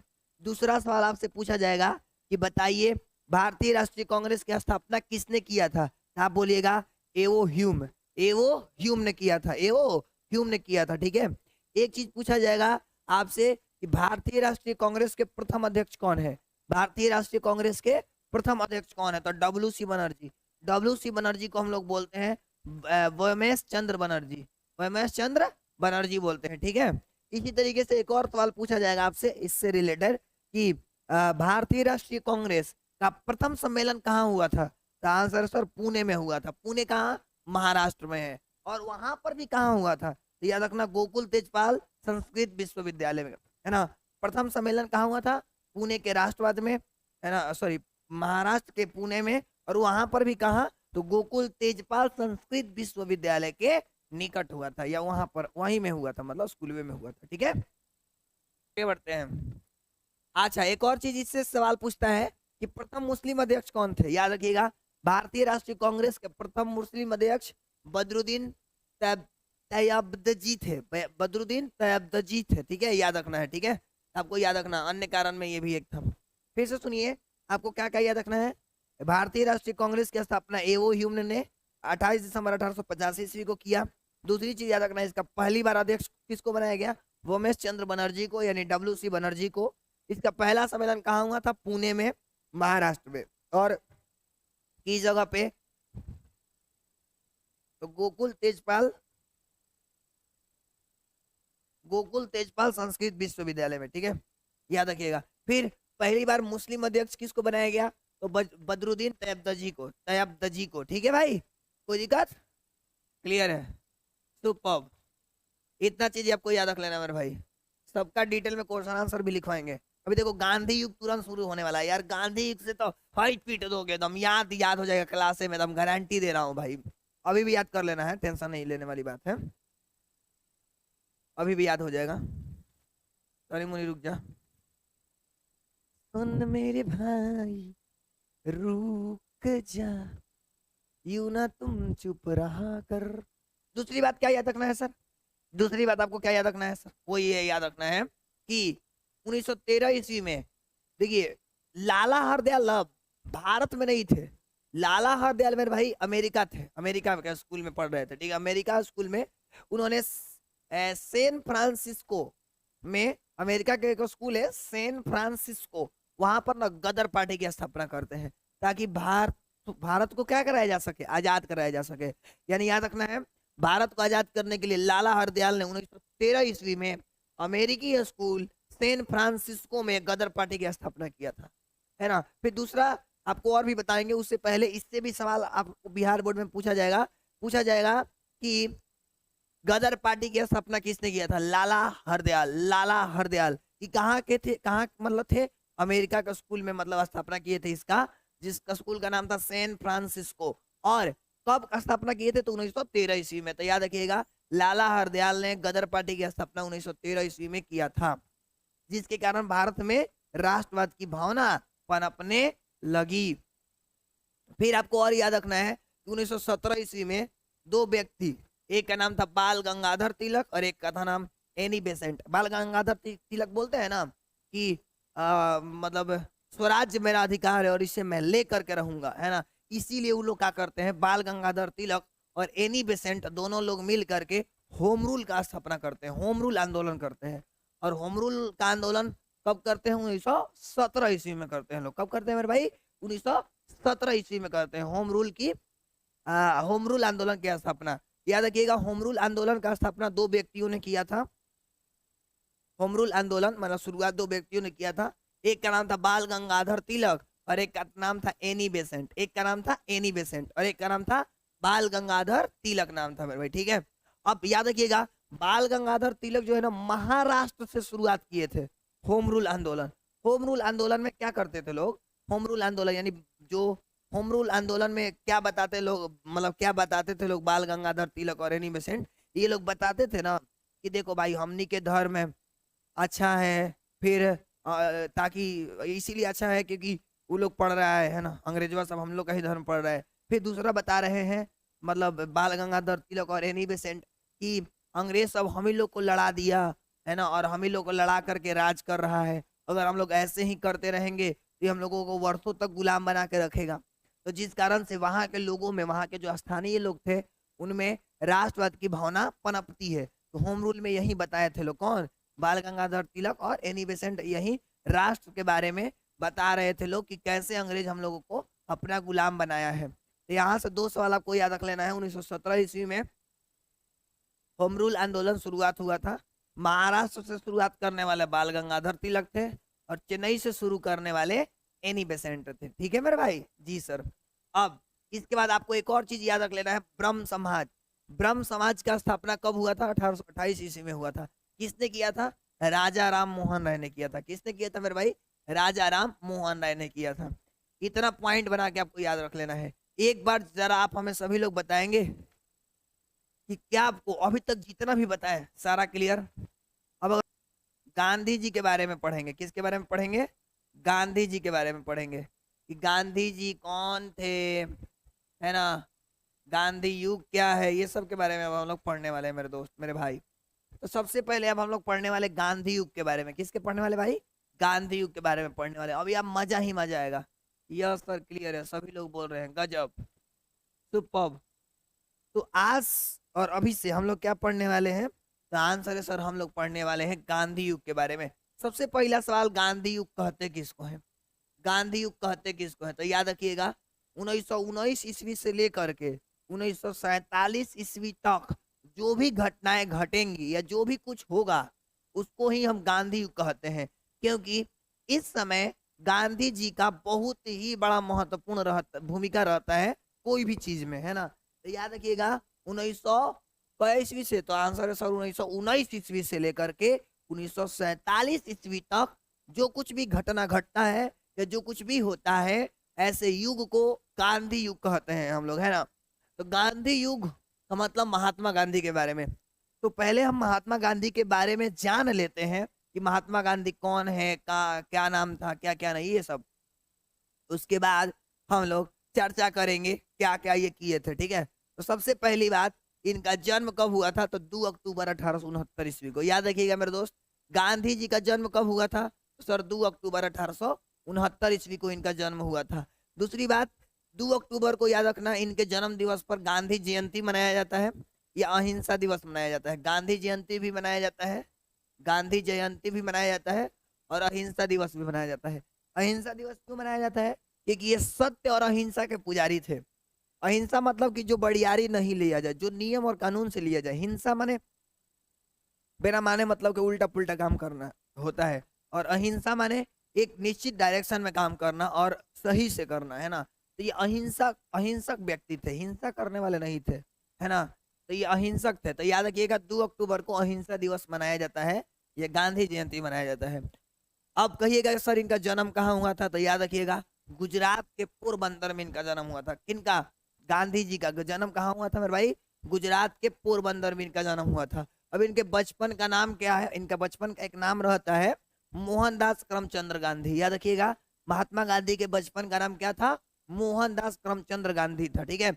और इनके पिता का नाम रहता है, मोहनदास हटा दो तो क्या बच जाएगा, करमचंद्र गांधी। तो याद रखिएगा इनके पिता का नाम करमचंद गांधी रहता है और इनके माता का नाम क्या रहता है, पुतली बाई। इनके माता का क्या नाम रहता है, पुतली बाई, ठीक है। और इनकी पत्नी का नाम रहता है कस्तूरबा गांधी, कस्तूरबा गांधी। और इनके टोटल कितने पुत्र थे, इनके 4 गो पुत्र थे। इनके कई गो पुत्र थे, 4 गो पुत्र थे, 4 गो बेटा था इनका। इनका नाम था, एक का नाम था हरिलाल, एक का नाम था मनीलाल, एक का नाम था रामदास और एक का नाम था देवदास। फिर से सुनिए, हरिलाल, मनीलाल, रामदास, देवदास। लेकिन बाद में आगे चल करके एक और व्यक्ति को, माने एक लड़का को अपना पुत्र मान लेते हैं, तो उसका नाम रहता है जमनालाल बजाज, जमनालाल बजाज।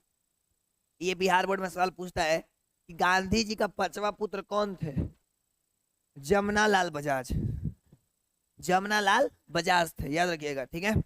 अब ये कुछ कुछ पुस्तक मतलब लिखे हैं, उनमें से आपको नाम याद रखना है, इंडियन ओलंपियन, इंडियन ओपनियम, सॉरी ओपनियन, और एक हिंद स्वराज, यंग इंडिया, और यंग इंडिया के बाद हरिजन पत्रिका। इन चारों पुस्तकों के लेखक कौन है, महात्मा गांधी है। बहुत बार बिहार बोर्ड में पूछा हुआ है। इंडियन ओपिनियन, फिर हिंद स्वराज, यंग इंडिया, हरिजन पत्रिका, इन सब का जो लेखक है वो कौन है, तो आंसर है सर महात्मा गांधी है। एक बार जरा आप हमें बताएंगे कि आपको इतना बात समझ में आ गई, क्या आपको याद रखनी है, मैं बता रहा हूं। इनका उपनाम भी होता है, उपनाम कुछ कुछ दिया गया था, जैसे राष्ट्रपिता, बापू, इन्हीं को कहा जाता है, याद रखिएगा। इन्हीं को राष्ट्रपिता और बापू कहा जाता है ना। कहेगा कि किसे बापू कहा जाता है, तो बोलेगा महात्मा गांधी को, ठीक है। फिर बोलेगा कि किसे राष्ट्रपिता कहा जाता है, तो बोलना महात्मा गांधी को कहा जाता है। और इनका कुछ कुछ फेमस नारा भी है, जैसे कि करो या मरो, फिर और भी है भारत छोड़ो, हे राम, ये सब नारा दिए थे। बोलेगा सवाल बिहार बोर्ड में, करो या मरो का नारा किसने दिया था, बोलना महात्मा गांधी। बोलेगा सवाल सवाल में हिंद स्वराज का नारा किसने दिया था, तो बोलेगा तुम महात्मा गांधी, ठीक है। फिर बोलेगा हे राम का नारा किसने दिया था, तो बोलोगे महात्मा गांधी, ठीक है। ये बात आपको याद रखना है। आगे बढ़ते हैं। फिर इनकी शिक्षा के बारे में अपन बात करें तो सबसे पहले इनकी शुरुआती शिक्षा गुजरात में ही हुआ था। गुजरात के पोरबंदर में ये जन्म लिए थे, इसलिए उनकी शिक्षा दीक्षा जो प्राथमिक शिक्षा है, या बोल सकते हैं शुरुआती जो शिक्षा है, वो गुजरात में ही मिला था। लेकिन बाद में वकील की पढ़ाई करने के लिए, यानी बैरिस्टर की पढ़ाई करने के लिए इंग्लैंड चले जाते हैं। कब इंग्लैंड जाते हैं, सबसे पहली बार 1891 ईस्वी में भारत, सॉरी दोस्त, इंग्लैंड जाते हैं पढ़ाई करने के लिए, और इंग्लैंड से वापस वकील की पढ़ाई करके भारत में 1891 ईस्वी में वापस आ जाते हैं। अब वहां से पढ़ लिख करके जब आते हैं ना वकील का पढ़ाई, तो पता है अब देखो, अब कहानी एकदम मजा वाला आएगा। अब कहानी एकदम खतरनाक लेवल पर शुरू होगा। अब अंजाम देखोगे एकदम नेक्स्ट लेवल पर जाएगा, समझ गए, देखते चलना खाली, अब बस धुआं कबार देना, शहर में अब आग लगा देंगे हम लोग। तो देखिए, जैसे ही वो वकील का पढ़ाई करके आए ना, बैरिस्टर से, मतलब बैरिस्टर की पढ़ाई, मतलब वकील की पढ़ाई इंग्लैंड से कब आए थे सर, 1891 ईस्वी में वापिस आ गए थे भारत। तो सीधी सी बात है कि जब वापस भारत आए तो ये रोजगार ढूंढने लगे, रोजगार ढूंढने लगे कि भाई कहीं रोजगार हमें मिल जाए। तो जब ये रोजगार ढूंढ रहे थे ना मेरे दोस्त, जब ये रोजगार ढूंढ रहे थे तो इनको उतना रोजगार नहीं मिलता था, है ना, क्योंकि उस समय मतलब मिलता भी था तो बहुत ही अच्छा लेवल पर नहीं मिलता था। और वकील की पढ़ाई करके आए थे तो मतलब उतना इनका मतलब उपयोग नहीं किया जाता था, मतलब कहीं पर इनको रोजगार अच्छा खासा नहीं मिलता था। तो बेचारे परेशान रहते थे, है ना, चाहते थे कि रोजगार रोजगार मिल जाए, जैसे आज हम लोग प्रयास करते हैं कि भाई हमको रोजगार मिल जाए, है ना, है ना। तो ऐसी गांधी जी भी पढ़ के जब आए 1891 ईस्वी में भारत, तो रोजगार खोजना शुरू कर दिए। तो लेकिन रोजगार मिल नहीं रहा था। ऐसे संबंध में एक गुजरात में एक व्यक्ति रहते हैं जिनका नाम रहता है दादा अब्दुल्ला। क्या नाम रहता है मेरे भाई, दादा अब्दुल्ला। दादा अब्दुल्ला जो थे ना, जो कि गुजरात के थे, इनका एक फैक्ट्री था, इनका एक कंपनी था, और इस कंपनी पर भी अटैक बोल दिया था सब अंग्रेजों सब, है ना। और दक्षिण अफ्रीका में भी इनका एक कंपनी था, और वहां पर अंग्रेज सब इस पर अटैक कर लिया था, मैंने कब्जा कर लिया था एक तरह से बोले तो। अब बेचारा दादा अब्दुल्ला भाई परेशान रहते थे कि मेरी कंपनी है, कब्जा कर लिए सब अंग्रेजवा सब, कसों एगो वकील उकील मिल जाता तो हम मतलब काम चला लेते और बैंड बजा देते, कम पैसा में एगो वकील उकील मिल जाता तो तनी बढ़िया रहता। अंग्रेज सबको लड़ उड़ के सरकार से हम वहां पर आजाद करवा लेते। तो ऐसे में महात्मा गांधी भी बेरोजगार रहते हैं और इनकी मुलाकात दादा अब्दुल्ला से होती है। दादा अब्दुल्ला से होती है। तो दादा अब्दुल्ला से जैसी होती है, बात चलता है, तो दादा अब्दुल्ला बोलते हैं कि केस लड़ना है, और चूंकि ये वकील की पढ़ाई किए थे तो ये रेडी हो जाते हैं और चले जाते हैं दक्षिण अफ्रीका में लड़ने के लिए। और दक्षिण अफ्रीका में पहली बार कब गए थे? 1893 ईस्वी में गए थे। कब गए थे मेरे भाई? 1893 ईस्वी में गए थे, लड़ाई लड़ थी, मतलब केस लड़ने। कौन भेजा था? तो दादा अब्दुल्ला भेजे थे। 1893 ईस्वी में चले जाते हैं कहाँ पे? दक्षिण अफ्रीका, इनके लिए, दादा अब्दुल्ला के लिए लड़ाई लड़ने के लिए, है ना। तो जब जाते हैं तो होता क्या है कि जैसे ही वो वहां पर जाते हैं, कहाँ पर जाते हैं? दक्षिण अफ्रीका में जाते हैं, तो वहां पर ना रंग भेद का बड़ी प्रभाव था। अंग्रेजवा सब वहां पर था, अंग्रेजवा सब वहीं पर था। अब जब बेचारे जाते हैं तो इनको भी रंग भेद का शिकार में घेर लिया जाता है। माने कि बोला जाता है कि भाई, है ना, मतलब गोरा काला का भेदभाव था। रंग भेद का मतलब बताया था ना कि रंग के आधार पर, चमड़ी के रंग के आधार पर भेदभाव करना रंग भेद कहलाता है। तो रंग के आधार पर भेदभाव करना वहां पर चल रहा था, जिस कारण से रंग भेद का शिकार महात्मा गांधी भी बन गए, है ना, दक्षिण अफ्रीका में। अब हुआ क्या कि जैसे ही ये हो गया ना दक्षिण अफ्रीका में, रंग भेद का जैसे ही शिकार बन गए, अब तो भाई गुस्सा गए। और जैसे ही वो गए, ये केस लड़ने गए थे दादा अब्दुल्ला के लिए, लेकिन जैसे ही दक्षिण अफ्रीका गए थे ना मेरे भाई, क्या हुआ कि उन्होंने देखा क्या देखा सर? तो उन्होंने देखा कि वहां पर भारतीय लोगों को बड़ा ही मतलब तंग किया जा रहा है और कुछ सुविधा नहीं दिया गया है, और दिन रात मौत की तरह खटाया जाता है ना, बिना मतलब के काम कराता है सब अंग्रेजवा सब भारतीयों को। तो भाई गांधी जी तो परेशान हो गए, गांधी जी परेशान हो गए, है ना। और एक बार मतलब उन लोगों के लिए आजादी के लिए थोड़ा मतलब वहां पर आंदोलन करना शुरू कर दिए। और एक बार की बात है कि जब वो ट्रेन में जा रहे थे, अब अंग्रेज रूल बनैले था सब कि एसी बोगी में उहे सब बैठेगा जो सब गोरका होगा, सब गोरका करीबा लोग एसी में नहीं बैठ सकता। लेकिन महात्मा गांधी के पास पढ़े लिखे थे और थोड़ा ठीक ठाक अर्निंग भी था, मतलब अर्निंग कर पा रहे थे, क्योंकि अब्दुल्ला के साथ केस लड़ने गए थे। तो उनको वो टिकट कटा लिए थे एसी रूम का, है ना, एसी बोगी का टिकट कटा के बैठ जाते हैं। कहाँ पे? आंसर है सर एसी वाला बोगी में। अब क्या होता है कि अंग्रेजवा सब गुजर रहा होता है ना। अब देखते हैं कि भाई ये गोरखा में वो करीबा कैसे बैठ गया है ना। तो क्या करता है सब अंग्रेजवा सब, है ना, गांधी जी को बोला कि है ना हंसोड़ देता है सब। अब बेचारे गिर जाते हैं। अब गिर जाते हैं तो बेचारे, उस समय ठंडा उंडा का दिन चल रहा होता है ना, ठंडा उंडा का दिन चल रहा होता है, तो बेचारे प्लेटफॉर्म पर रात गुजारते हैं, है ना। लेकिन बाद में क्या पता था अंग्रेजवा सबको ये हम लोग का बैंड बजाएगा, है ना। तो जिस कारण से वो वहां पर भी परेशान हो जाते हैं और देखते हैं कि ये तो बड़ा ही प्रॉब्लम वाली बात हो रही है, हमारे साथ भी ऐसा हो गया, भारतीय लोगों के साथ भी ऐसा हो गया। तो वो क्या करते हैं? सत्याग्रह शुरू करते हैं। बोलते हैं ओ अब ना मनबो, अब हम बदला ले, तोहनी के नाम अनबे सो। गांधी जी दिमाग लगाते हैं, सत्याग्रह शुरू कर देते हैं। और सत्याग्रह मतलब सत्य के लिए आग्रह करना शुरू कर देते हैं कि जो सत्य है, यानी कि जो सच्चाई है वो हम लोग को मिलना चाहिए। तो सत्याग्रह शुरू कर देते हैं। और सत्याग्रह कैसा शुरू करते हैं? अहिंसा पूर्वक। ऐसा नहीं कि धारणा प्रदर्शन कर दिए, अंग्रेज हाय हाय रोड जाम कर दिया, ऐसा कुछ नहीं। वो हिंसा पूर्व मतलब हिंसा नहीं करना चाहते थे, वो अहिंसा पूर्वक सत्याग्रह शुरू कर देते हैं और बोलते हैं कि अब तू लोग का कहानी खत्म होने वाला है, क्योंकि अब गांधी युग आने वाला है। समझ गए? महात्मा गांधी, सुनिएगा दोस्त, जैसे ही महात्मा गांधी दक्षिण अफ्रीका में वहां के मजदूरों को पूरी तरह से आजादी दिला देते हैं, माने अंग्रेज का जो भी कंडीशंस था उसको कंप्लीट करा देते हैं।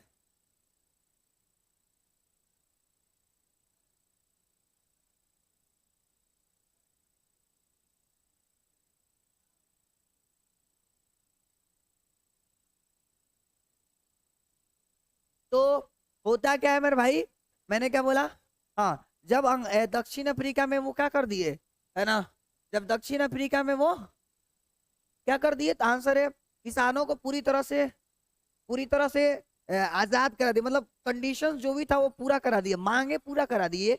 तो इनके एक गुरु थे, राजनैतिक गुरु, महात्मा गांधी के राजनीतिक गुरु थे।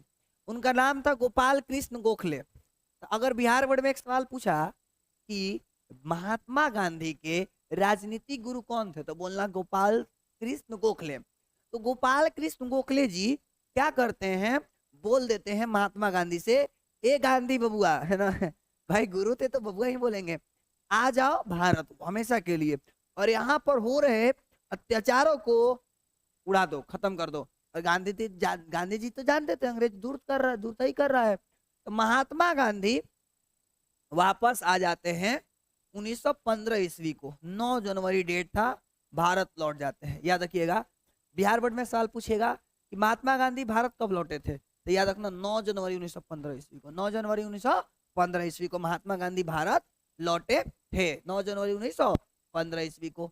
अब चूंकि उस दिन लौटे थे, तो इसीलिए उनके लौटने के दिन पर भारत में भारतीय प्रवासी दिवस मनाया जाता है। भारतीय प्रवासी दिवस, प्रवासी दिवस का मतलब होता है कि भारत के कोई अगर व्यक्ति किसी दूसरे जगह पर रहकर अगर अच्छा काम करता हो तो उसको बोलते हैं प्रवासी, है ना। तो ये बहुत अच्छा काम किए थे वहां के, दक्षिण अफ्रीका में जाकर इनको थोड़ा अच्छा करा दिए थे, है ना। इसीलिए ये जिस दिन भारत वापस लौट के आए थे हमेशा के लिए, 9 जनवरी को 1915 ईस्वी में, उस दिन इनके नाम पर, यानी उनके आने के दिन पर भारतीय प्रवासी दिवस मनाया जाता है ना। ये बात आपको पता होना चाहिए। अब आगे बढ़ते हैं। अब क्या हो रहा था, आपको याद होगा, मैंने लेक्चर नंबर 1, 2 दोनों में मैंने बताया है कि भारतीय राष्ट्रीय कांग्रेस की स्थापना 1885 ईस्वी को हुआ था।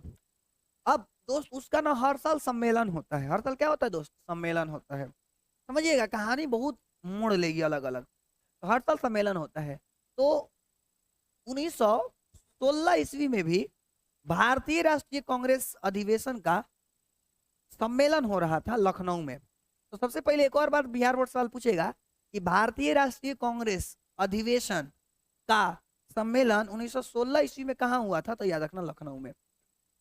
जब लखनऊ में हो रहा था सम्मेलन, तो उस समय अधिवेशन में बिहार का व्यक्ति राजकुमार शुक्ल भी गए थे। समझिएगा, जो अधिवेशन हो रहा था ना, कहाँ पे, आंसर सर ये लखनऊ में, उत्तर प्रदेश की राजधानी लखनऊ में सम्मेलन जब हो रहा था, तो वहां पे बिहार का एक व्यक्ति थे जो कि उनका नाम था राजकुमार शुक्ल। राजकुमार शुक्ल वो भी वहां गए थे, वो भी वहां गए थे। और महात्मा गांधी भी उस सम्मेलन में शामिल थे, है ना। सीधी सी बात है, बहुत सारे नेता लोग गए थे और महात्मा गांधी भी फेमस हो गए थे, थोड़ा सा हल्का सा, पूरा फेमस नहीं हुए थे, लेकिन महात्मा गांधी वहां पहुंच गए थे लखनऊ में, जो भारतीय राष्ट्रीय कांग्रेस का अधिवेशन जब हो रहा था तब।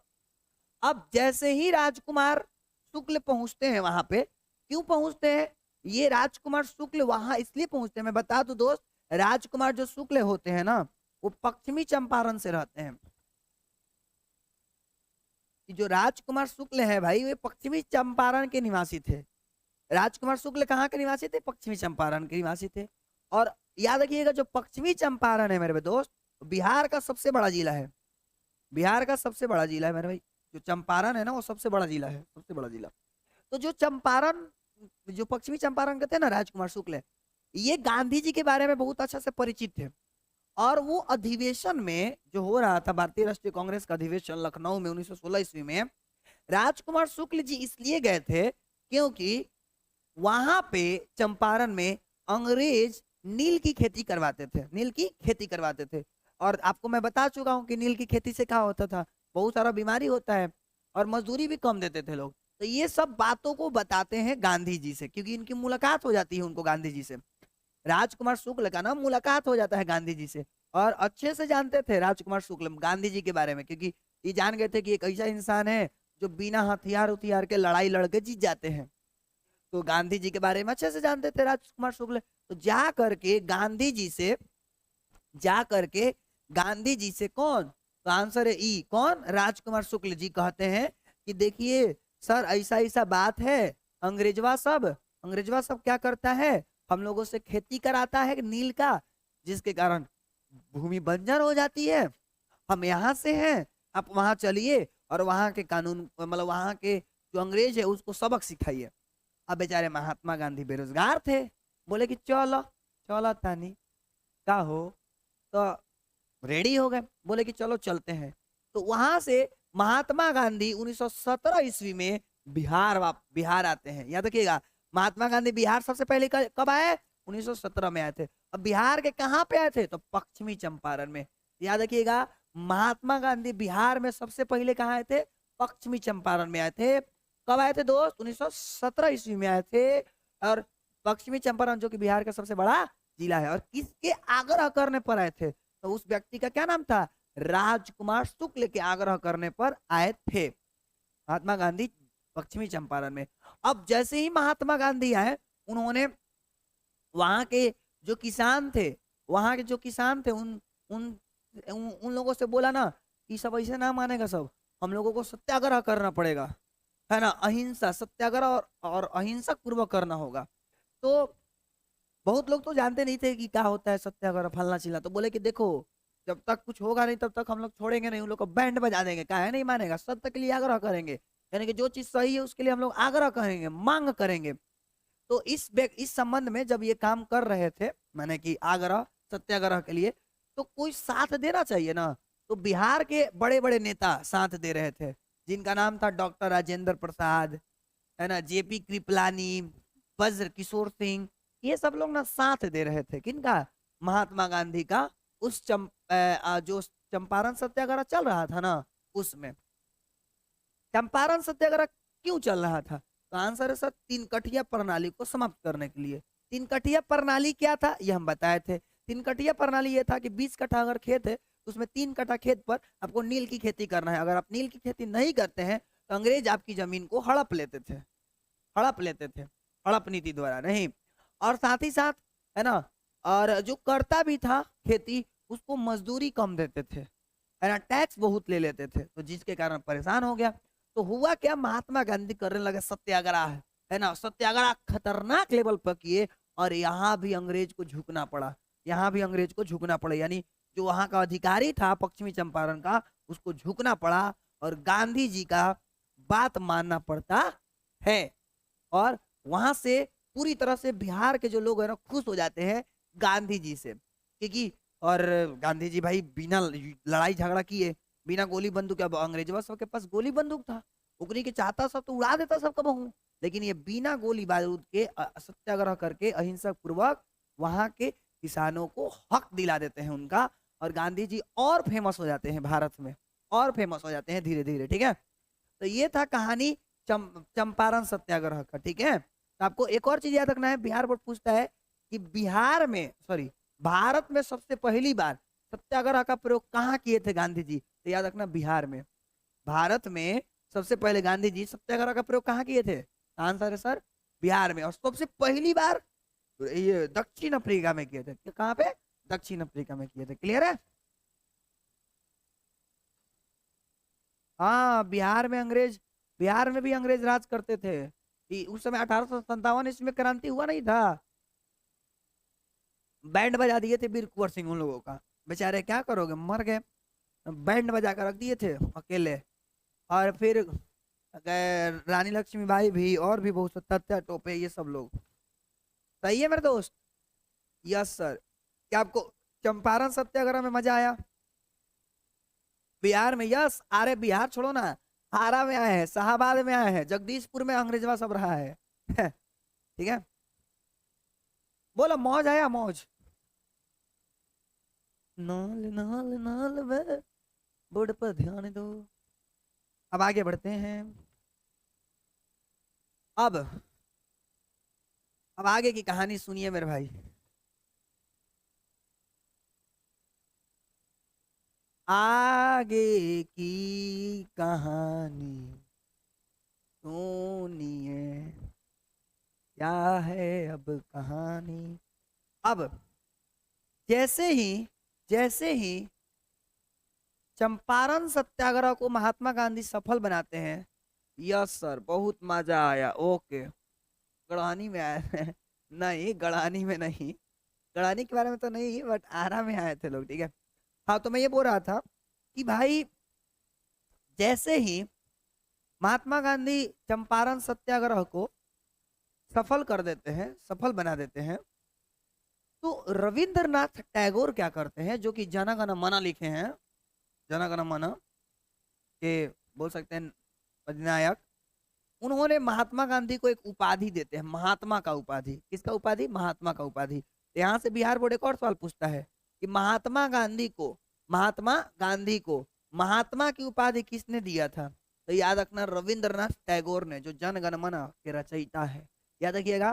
तो उन्होंने महात्मा का उपाधि दे दिया है ना, तभी से महात्मा गांधी मतलब गांधी जी को, जो बचपन में नाम था मोहनदास करमचंद गांधी, उनको महात्मा गांधी कहा जाने लगा ये उपाधि के बाद।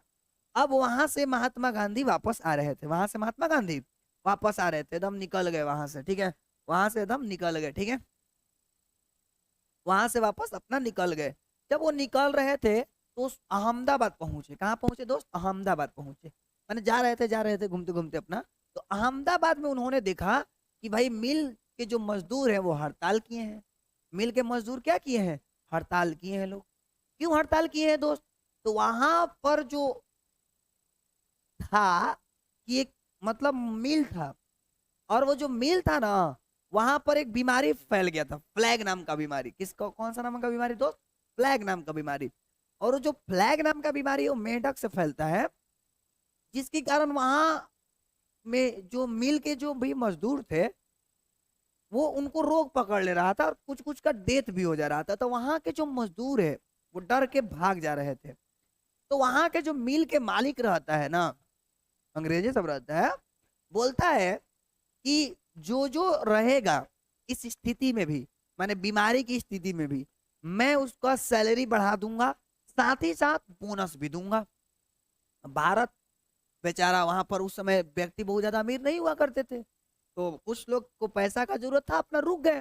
तो वहां पे रुक गए लोग, इस उम्मीद से रुके थे ताकि जब ये फ्लैग नाम की बीमारी खत्म हो जाएगी तो मिल का जो मालिक है वो हमको रुपया पैसा देगा, बोनस भी देगा, सैलरी बढ़ा के भी देगा। लेकिन जब ये बीमारी खत्म हो जाती है तो धूर्त रहता है मिल का मालिक, देता ही नहीं है, बोलता है कि ना देबो का करबो। बेचारा भाई वहां पर जो मजदूर थे बड़ी खिसिया जाते हैं कि ससुरा कहा था देंगे और दे नहीं रहा है। अब क्या होता है, वहां पर ये जब कहानी महात्मा गांधी को सुनाया जाता है कि ऐसा ऐसा वजह है, तो 1918 ईस्वी में जब वो वहां पहुंचते हैं महात्मा गांधी, तो वो हड़ताल कर देते हैं। कैसा हड़ताल? अनशन, अनशन द्वारा हड़ताल करते हैं। अनशन माने भूखे हड़ताल। बोलते कि जब तक ना देबो तब तक ना उठबो, का करबो। तो भाई ये हड़ताल करते हैं। जैसे ही वो हड़ताल करते हैं, होता क्या है, वहां के जो मिल मालिक है झुक जाता है महात्मा गांधी के पीठ से सामने। सोचो ना, एक ऐसा व्यक्ति जो बिना लड़ाई लड़े युद्ध किए भाई अहिंसा पूर्वक जीत जा रहे थे, लेकिन आज के जमाना में संभव नहीं है, ठाई ठुई करना पड़ेगा। तो मालिक झुक जाता है महात्मा गांधी के सामने और बोनस मजदूरी दे देते हैं, बोनस मजदूरी दे देता है। और फिर वहां भी महात्मा गांधी का नाम हो जाता है, बोलता सा महात्मा गांधी जय जय, है ना, क्या हो, महात्मा गांधी जिंदाबाद, ऐसे कर करके भाई नारा लगता है। महात्मा गांधी भी खुश और वहां की जनता भी खुश, महात्मा गांधी और फेमस हो गए। अब फिर वहां से महात्मा गांधी निकल पड़े, महात्मा गांधी वहां से फिर निकल पड़े करके चल भाई चल चल चला चल, क्या हो, तो महात्मा गांधी निकल पड़े। आगे गए तो वो गुजरात पहुंचते हैं। कहाँ पहुंचते दोस्त? गुजरात पहुंचते हैं। गुजरात में खेड़ा नाम का जगह है, वहां पर पहुंचते हैं। और वहां पे 1918 ईस्वी में ही पहुंचते हैं। जब वो वहां पर जा रहे होते हैं, मतलब पहुंचते हैं, तो देखते हैं कि किसान लोग विद्रोह किया है। अब गांधी जी गए, बोले कि भैया लोग काहे विद्रोह के लिए बड़ा। बेचारा गांधी जी को पहचानता नहीं था उतना लोग, तो बोला, मैंने कुछ कुछ पहचानता भी था, जानता था कि हाँ एक ऐसा व्यक्ति है जो धुआं खबर ले अकेला ही। तो महात्मा गांधी बोले कि भाई क्या बात है, क्या क्यों क्यों विद्रोह हुआ है। तो गांधी जी से प्रॉब्लम सुनाया सब। बोलता है सब वहां के किसान, खेड़ा विद्रोह जो 1918 में हुआ था गांधी जी के द्वारा, बोलता है सब वहां के किसान कि देखिए अंग्रेज के साथ हम लोग का डील हुआ है कि अगर हमारा खेत में उपज होगा, अगर हमारे खेत में उपज होगा तो ही हम आपको टैक्स देंगे, और अगर उपज नहीं होगा मतलब टैक्स नहीं देंगे। लेकिन अंग्रेज जोर जबरदस्ती टैक्स ले रहे थे, क्योंकि वो बेचारे सबका अनाज उत्पन्न नहीं हुआ था, कई एक सालों से टैक्स दे रहे थे, लेकिन उस साल अनाज किसी कारणवश नहीं हो पाया था उनके खेत में, जिस वजह से वो बेचारे टैक्स देने के सक्षम नहीं थे। लेकिन अंग्रेज बड़ियारी मांग रहे थे, तो किसान विद्रोह किए थे। तो जैसे ही बात पता चलता है गांधी जी को, अच्छा ये बात है, मैंने बोला रुक रुक टेंशन मत ले। बोलते हैं गांधी जी, भाई धोनी के नेता मत बन, हम धोनी के नेता बनम। तो नेताजी बन जाते हैं गांधी जी, है ना, नेता बन जाते हैं गांधी जी उन लोगों का, और हड़ताल कर देते हैं। बोले देखते हैं कैसे नहीं देता है सब। तो वो हड़ताल कर देते हैं, और हड़ताल कर देते हैं तो हड़ताल करने के बाद क्या हो जाता है, लगान माफ कर देता है सब अंग्रेजवा सब। ओ भैया यहाँ भी गांधी जी फेमस समझ रहे, यहाँ भी फेमस हो गए। और अब इनको पूरा इंडिया जानने लगा, पूरा इंडिया में फेमस हो गए कि भाई बंदा में दम है, समझ गए। तो क्या आपको इतना समझ में आया कि कैसे गांधी जी ने चंपारण सत्याग्रह किया, कैसे गांधी जी ने अहमदाबाद में सत्याग्रह किया, कैसे गांधी जी ने खेड़ा में सत्याग्रह किया और सबको सफल बना दिया। मेरे भाई मेरे आका जल्दी बताओ, क्लियर है? तो ये सब सत्याग्रह को कौन, मतलब महात्मा गांधी पूरी तरह से सफल किए जा रहे थे। अब आपको पता होगा कि ये जो समय चल रहा था ना, 1900 मतलब खेड़ा विद्रोह, चंपारण सत्याग्रह, अहमदाबाद सत्याग्रह, इन सब के पीरियड में ना विश्व युद्ध स्टार्ट था। शहर में क्या, पूरे भारत में आग लगा देंगे। अच्छा ऐसा क्या, बहुत बढ़िया यस सर। तो उस समय विश्व युद्ध चल रहा था। जब विश्व युद्ध चल रहा था ना मेरे भाई, तो होता क्या है कि अंग्रेज सब बेचारा युद्ध लड़ रहा होता है। मैंने आपको बताया था ना कि उस समय विश्व पूरे दो भागों में बट गया था, मित्र राष्ट्र और धुरी राष्ट्र में, बताया था। उसके बारे में चर्चा नहीं करूंगा क्योंकि समय खराब नहीं करना है हमें। आपको मैंने पढ़ा दिया है चैप्टर 3 में, और चैप्टर 2 में भी पढ़ाया था, आप जाके पढ़ लेना उसको, ठीक है। हाँ, तो मैं ये बोल रहा था कि जब विश्व युद्ध हो रहा था तो भाई इंग्लैंड भाग लिया था युद्ध में।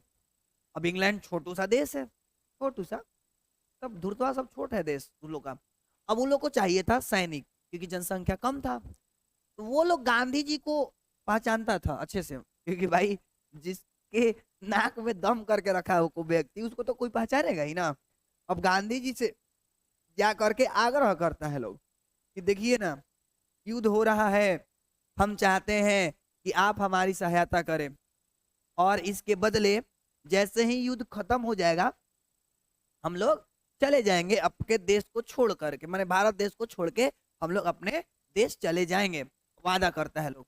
भाई महात्मा गांधी खुश हो जाते हैं कि चल भाई कम से कम समझ तक कोई लसन। अब इसी चक्कर में होता क्या है कि महात्मा गांधी, इसी चक्कर में होता है कि महात्मा गांधी मेरे भाई मान जाते हैं इस बात को। जब वो बात को मान जाते हैं ना, देखिए समझिए, प्रथम विश्व चल रहा था 1914 से 1918 में, तो अंग्रेज द्वारा गांधी जी से सहायता लिया जाता है। क्या किया जाता है, बोलता है सब अंग्रेजवा सब की जितना भी युवा लोग है ना, सेना में भर्ती को कह दीजिए होने के लिए। अब गांधी जी का बात सब कोई मानता था, लेकिन कहीं ना तो कहीं लोग इनको कहने लगे कि गांधी जी अंग्रेज के चापलूस हैं, है ना, वो उन्हीं के तरफ से आए हैं और वो काम कर रहे हैं। मतलब उस समय कहीं ना तो कोई गांधी जी के प्रति थोड़ा सा लोगों में थोड़ा मतभेद उत्पन्न हो गया था, और गांधी जी के कहे अनुसार बहुत सारे युवा लोग युद्ध में भाग ले लेते हैं। अब जैसे ही युद्ध में बहुत सारे युवा लोग भाग ले लेते हैं, थोड़ा सा अच्छा खासा युद्ध की स्थिति हो जाती है, तो अंग्रेज द्वारा, क्योंकि जर्मनी उस समय बहुत ताकतवर रहता है, अंग्रेज को मारता है एकदम, अंग्रेज का बैंड बजा ही रहता है सब, जर्मनी अकेले बहुत बढ़िया रहता है। तो सब सेना चाहिए होता है, सेना गांधी जी दे दिए। तो जैसे ही गांधी जी दिए और युद्ध की अच्छी स्थिति बनने लगी, हुआ क्या कि जो महारानी थी इंग्लैंड की जो महारानी थी विक्टोरिया, गांधी जी को उपाधि दे दी खुश होके। इस युद्ध में भाग लेने पर जो सैनिक थे ना, गए थे इनके कहने पर, उनसे खुश होकर के अंग्रेज महारानी जो थी विक्टोरिया, उन्होंने गांधी जी को केसर हिंद का उपाधि दे दी, केसर हिंद का उपाधि दी। बोले कि अरे आप तो एकदम हिंदुस्तान के एकदम केसर है, केसर बहुत महंगा होता है दोस्त। तो उन्होंने केसर हिंद की उपाधि दे दी, केसर हिंद की उपाधि दे दी। अब क्या हुआ कि जैसे ही युद्ध सब समाप्त हो जाता है, प्रथम विश्व युद्ध, अब क्या होता है, अंग्रेजवा सब तो सही से सूरत दूर थे, सब गोरखा सब दूर थे, खाली गोर देखने में सब अंदर से करिया है सब, तो भाई वो लोग जैसे युद्ध खत्म हो जाता है ना, तो मन में तो लोग को था पड़ा ही से कसम पोट लेना है गांधी जी को, और गांधी जी कह दी है तो बताओ मान जिए सो भारत के लोग, और मान भी गए तो लोग, अंग्रेज का अच्छा पक्ष मिला युद्ध में। और हुआ क्या कि जैसे ही युद्ध खत्म हुआ, क्या कर दिया लोग, अंग्रेज सब नियम ला दिया, बोला कि अब हमने के तो जाइम जाना। अब जानता था अंग्रेज कि अगर हम ये बोले गांधी जी से कि हम लोग नहीं जाएंगे तो भाई हम लोग को छोड़ेंगे नहीं, वो तो सही खतरनाक इंसान है जो नाक में दम कैले है। तो अंग्रेजवा सब क्या करता है, सब चुट्टा सब उन लोग क्या करता है, सब है ना धूर्त दम उन्हीं के रग रग में धूर्ता ही भरल बा, समझ रहे तू सब। वो लोग क्या करता है, धूर्ता ही करता है ससुरा। करता क्या है, करता ये है कि जो क्रांतिकारी गतिविधि को रोकने के लिए, जो भारत में क्रांतिकारी थे, रविन्द्रनाथ टैगोर है ना, फिर गोपाल कृष्ण गोखले, महात्मा गांधी है ना, बहुत सारे लोग जो क्रांतिकारी थे, उसको रोकने के लिए उन्होंने कानून बना दिया, अंग्रेजवा सब कानून बना दिया सब। कब कानून बना दिया सर, 1919 ईस्वी में। और उस कानून का क्या नाम रख दिया, रॉलेट एक्ट। रॉलेट एक्ट, तो याद रखना रॉलेट एक्ट कानून कब बनाया गया था, 1919 ईस्वी में। किससे बचने के लिए, तो क्रांतिकारी गतिविधियों से। तो याद रखना बिहार बोर्ड में पूछता है, क्रांतिकारी गतिविधियों से बचने के लिए, क्रांतिकारी गतिविधियों से बचने के लिए कानून कब बनाया गया था, तो आंसर 1919 ईस्वी में बनाया गया था। उस कानून का क्या नाम था, रॉलेट एक्ट नाम था। कौन कौन क्या नाम था दोस्त, रॉलेट एक्ट नाम था, ठीक है मेरे भाई, रॉलेट एक्ट नाम था उस कानून का, ठीक है। अब ये कानून बड़ी अजीब था, और इसका संचालन कौन कर रहा था मैं ये भी बता दूं आपको। इसके संचालन जो थे ना, रॉलेट एक्ट के संचालन, वहां एक वायसराय था भारत का, लॉर्ड चेम्सफोर्ड कर रहा था। उस समय भारत का एक वायसराय रहता है, गवर्नर जनरल लॉर्ड चेम्स है ना फोर्ड रहता है, वो कर रहा होता है। और इसकी अध्यक्षता सिडनी रॉलेट करता है, सिडनी रॉलेट करता है ना। इसकी अध्यक्षता कौन करता है दोस्त, सिडनी रॉलेट करता है। अब यह कैसा कानून था सर, तो याद रखिएगा, यह एक ऐसा कानून था जिसमें शक के आधार पर गिरफ्तार कर लिया जाता था। रॉलेट एक ऐसा कानून था जिसमें शक के आधार पर गिरफ्तार कर लिया जाता था। यानी अगर शक हुआ ना अंग्रेजों सबको कि ये क्रांतिकारी है, ये इसके पास गोली बंदूक ये सब है, तो उसको क्या कर लेता था, गिरफ्तार कर लेता था रॉलेट एक्ट कानून के अंतर्गत। और उस रॉलेट एक्ट कानून में एक नियम था, ना वकील ना अपील ना दलील कर सकते थे। यानी कि नहीं तो आप वकील से आप हेल्प ले सकते हैं, नहीं तो कोई अपील कर सकते हैं, नहीं तो कोई दलील। यानी जब तक अंग्रेज चाहेगा तब तक आपको जेल में बंद करके रखेगा। अब इससे भारत के लोग परेशान हो गए, तो महात्मा गांधी इस कानून को एक नाम दे दिए काला कानून। काला कानून गांधी जी द्वारा कहा गया रॉलेट एक्ट को। तो बिहार बोर्ड में एक और साल पूछेगा कि काला कानून किसे कहा गया, रॉलेट एक्ट को किसके द्वारा कहा गया, महात्मा गांधी के द्वारा। क्योंकि ये ऐसा कानून था शक के आधार पर गिरफ्तार कर लेता था सब, धूर्तवा सब बिना बतैले, है ना। बड़ी परेशान हो गए भाई वहां के लोग, है ना। अब इससे तो बचना था कि नहीं बचना था, आंसर है जी सर बचना था। अब इससे बचने के लिए आगे क्या होता है मैं वो भी बताऊंगा, आप पहले बताओ यहां तक क्लियर है क्या।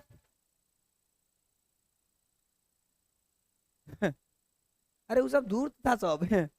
अब कहीं कहे हैं, बोलो समझ गए, अरे यहां तक समझ गए।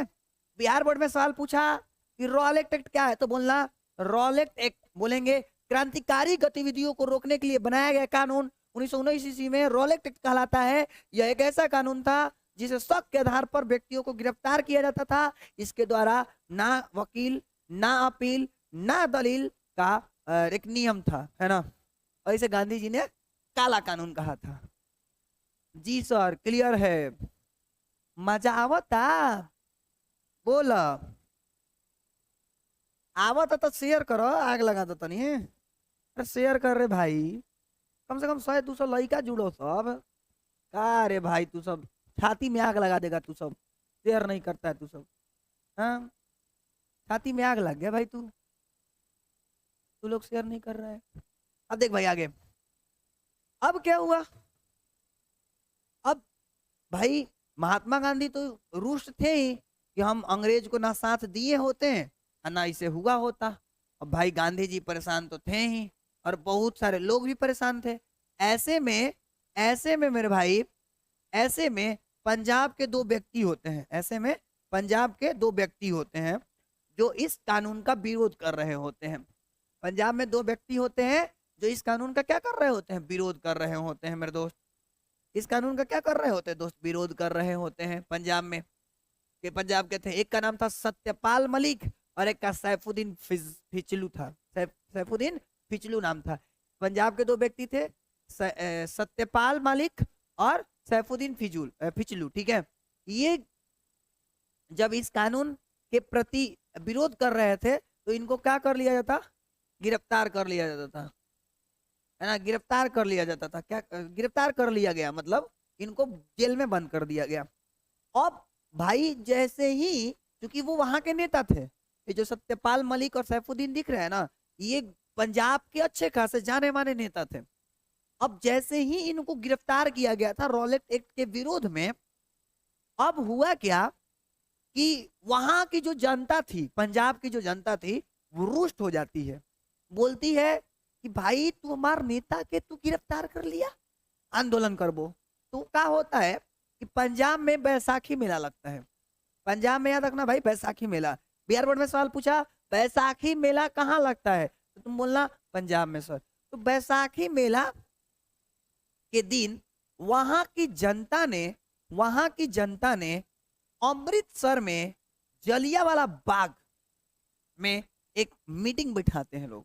समझिएगा, बड़ा इंपॉर्टेंट है यार, सुनो इधर, कहाँ ध्यान दे रहे हो, हेलो, इन्होंने मत को समझना। बैसाखी मेला जिस दिन लग रहा होता है ना, उस दिन वहां पे, है ना, पंजाब मतलब सॉरी अमृतसर में, है ना, जलियांवाला बाग में एक जगह है, अमृतसर में एक जलियांवाला बाग है, याद रखना। जलियांवाला बाग कहाँ है दोस्त, अमृतसर में। तो वहां पे इस कानून को विरोध करने के लिए क्या किया जाता है, आंदोलन शुरू किया जाता है, मतलब मीटिंग बैठाया जाता है। तो जैसे ही मीटिंग बैठाया जाता है अमृतसर के जलियांवाला बाग में, तो वहां के जो अधिकारी रहता है, अंग्रेजी अधिकारी जो रहता है, जनरल आर डायर नाम रहता है, जनरल आर डायर नाम रहता है, उसको भनक लग जाता है कि भैया ये सब तो कानून मतलब एकरा के खत्म करे खातिर बैठा रहा है सब मीटिंग। अब अंग्रेजवा पहुंचता है, ये जनरल डायर पगला मोटा सूरत है, पगला पहुंचता है वहां। और वहां पे क्या होता है मेरे भाई, वहां पे क्या होता है ना, वहां पे क्या होता है मेरे दोस्त, वहां पे रहता है एक ही दरवाजा। दरवाजा क्या रहता है, एक ही रहता है। जैसे मान लीजिए जहां से एक एंट्री करना है ना, वहीं से आपको एग्जिट भी करना है, दरवाजा एक ही रहता है। अब जैसे ही दरवाजा एक रहता है भाई, बहुत सारी जनसंख्या उस दिन, सोच भाई मेला लगल था, बैसाखी मेला, भाई मेला लगल है तो भाई आएगा लोग, बहुत सारे लोग आए। और जैसे ही आए बंद करवा दिया गेट। अब जैसे ही गेट बंद करवाया तो पगलवा क्या किया कि गोली चलाने का आदेश दे दिया। कौन, जनरल आर डायर, गोली चलाने का आदेश दे दिया। और 10 मिनट में 1600 राउंड गोलियां चलवा दिया। भाई बैसाखी मेला जिस दिन लग रहा था उस दिन बड़ी हड़कंप मचा। और उस दिन क्या था, 13 अप्रैल 1919 ईस्वी का दिन था। उस दिन बहुत सारे भारतीय जो अमृतसर का जो जलियांवाला बाग जो जगह था वहां पर मारे गए। भाई बड़ी दुख होता है, कभी कभी वो सुनते हैं ना भाई, बड़ी अजीब फील होता है। तो पूरा सबको सामने से मार के उड़ा दियो, समझ रहे। तो क्या होता है, होता क्या है कि भाई, एक मिनट दोस्त, डिस्टर्बेंस नहीं ना हो रहा है, चलो। तो क्या होता है ना, होता क्या है, 13 अप्रैल 1919 ईस्वी को क्या होता है मेरे भाई, वहां पर पूरी बहुत सारी जनसंख्या को मार दिया जाता है। अब जैसे ही ये हत्याकांड समाप्त होता है, और वहां पर मैं बता दूं दोस्त, वहां पर इनार रहता है। बहुत सारे लोग आज भी कभी जाइएगा ना जलियांवाला बाग के पास अमृतसर में, तो वहां पर देखिएगा इनार रहता है। और उस इनार में बहुत सारे लोग बेचारे कूद कूद के, कुछ लोग तो दब के मर जाते हैं, तो कुछ लोग गोली से मर जाते हैं, मतलब बहुत सारे लोग मर जाते हैं। जैसे ही वो हत्याकांड खत्म होता है तो वहां के जो अस्थाई लोग होते हैं और गांधी जी, बहुत सारे लोग मतलब मिल करके आदेश जारी करते हैं इंग्लैंड सबको, अंग्रेजवा सबको, कि इसके लिए तू लोग को जांच करो, कौन सही है कौन गलत है, कौन ऐसा किया है ना। इस तो अंग्रेज सब इससे थोड़ा सा भयभीत हो गया, कहीं ना तो कहीं भयभीत हुआ था लोग। और इसके लिए जांच कमेटी बैठाता है। क्या बैठाता है मेरे दोस्त, जांच कमेटी बैठाता है। और जांच कमेटी किसी नियम के तहत करेगा, जी सर। तो उस नियम का क्या नाम था? हंटर आयोग। तो बिहार बोर्ड में एक सवाल पूछा है कि जलियांवाला बाग का हत्याकांड के लिए किस मतलब तरीका से जांच किया गया था, कौन सा नियम लगा के? तो हंटर आयोग द्वारा। कौन सा आयोग द्वारा दोस्त? हंटर आयोग द्वारा जांच किया गया था। अब ध्यान दीजिएगा दोस्त, होता क्या है कि अब पता चलता है कि भाई जनरल डायर दोषी है। अब जनरल डायर चल जाता है कहाँ? ब्रिटेन में, वापिस अपना इंग्लैंड चल जाता है। अब जब वहां जाता है तो अंग्रेजवा सब क्या करता है, चुपके से, मेरे पास शील्डे नहीं है, ऐसा शील्ड माला पहना पहना के देता है होकर के, बोलता कि नहीं ठीक काम के लिए है, उन्हीं के मार दे ले। तो और भाई वहां पर एक व्यक्ति रहते हैं, बहुत अच्छा पढ़ाते हैं आप सर सुनीता शर्मा। अच्छा धन्यवाद, बहुत बहुत शुक्रिया, है ना। मैंने बोला, मैंने क्या बोला दोस्त, प्राइज वाइज देता है सब, किसको? अंग्रेजवा सब, जनरल आर डायर को। अब वहां पर एक बच्चा रहता है भारतीय, पंजाब का ही रहता है, पंजाब का एक बच्चा, नाम रहता है उद्यम सिंह। भाई देखता है ना, सोचो जो व्यक्ति भारत को मार दिया है और भारत में कहा जा रहा है कि ठीक है दोषी है, और वहां पर जाके सम्मान दिया जा रहा है, वो सोचो उसके सामने एक लड़का देखा होगा उसको जब, तो कितना गुस्सा आया होगा। तो पंजाब का बच्चा रहता है, नाम होता है उसका उद्यम सिंह, नाम तो सुने ही होंगे। उद्यम सिंह क्या होता है, कसम खा लेता है उसी दिन, तोरा के ना छोड़बो, मारा हम तोरा के। तो वो भाई कसम खेले रहता है। और जब वो बड़ा हो जाता है तो उद्यम सिंह क्या करते हैं, 1940 ईस्वी में लंदन जाते हैं, 1940 ईस्वी में लंदन जाते हैं, और जो जनरल आर डायर था उसको 2 गोली मारते हैं और मर जाता है। तो याद रखिएगा, जनरल आर डायर की हत्या किसने किया था दोस्त? उद्यम सिंह ने किया था। पंजाब के जो बच्चा थे, जवान होके जब जाते हैं, मार के आते हैं होने से। 13 अप्रैल 1919, सोचो 20 साल बाद गए थे, बुढ़ा गया था तब तक जनरल डायर पगला बुढ़ा गया था, जाके 2 गोली मार के आ जाते हैं। और लेकिन बेचारे पकड़ा जाते हैं, पकड़ा जैसे ही जाते हैं तो उनको फांसी का सजा दे दिया जाता है। अब महात्मा गांधी, रविंद्रनाथ टैगोर, इस सबको गुस्सा आ जाता है, बोलता है ये तो एगो तो पाप कैले रहे वो सब, मार के हमनी के जलियांवाला बाग का हत्याकांड, और उसी में एगो उद्यम सिंह को भी फांसी दे दिया सब। अब भाई बौखला गए गांधी जी। तो गांधी जी और रविंद्रनाथ टैगोर को अंग्रेजवा सब उपाधि दिया था, अंग्रेजवा सब रविंद्रनाथ टैगोर को नाइट उपाधि दिया था, नाइट का उपाधि दिया गया था, उसको उन्होंने त्याग दिया। और महात्मा गांधी जी को जो प्रथम विश्व युद्ध हो रहा था ना, तो उसमें सेना हेल्प करने के लिए भेजे थे ना, तो उसमें जो उपाधि मिला था ना केसर हिंद का, उसको भी उन्होंने त्याग दिया, है ना, त्याग दिया। बोला कि अब ना तोहनी की उपाधि लेके हम का करम, है ना, जब तोहनी के धुरतई अंदर भरल है रग रग में, तो उस तरह से त्याग देते हैं लोग। और फिर आगे की कहानी शुरू होता है, जो कि मैं नेक्स्ट क्लास में आपको सुनाऊंगा। तो बताइए मेरे भाई, क्या आपको आज की जितनी भी बातें पढ़ाया हूं, क्या आपको समझ आया है? एक बार जल्दी हमें कमेंट करें आप। मिलेंगे कल नए जोश और जुनून के साथ, इसकी आगे की कहानी कैसे और भी काम होता है, गांधी जी और अन्य क्रांतिकारियों के द्वारा कैसे अंग्रेजों को भगाया जाता है, इसकी कहानी हम लोग कल और आगे बढ़ाएंगे, है ना। तो आज इतना ही, मिलेंगे कल दोबारा नए जोश और नए जुनून के साथ। तब तक के लिए जय Hind and thanks for watching.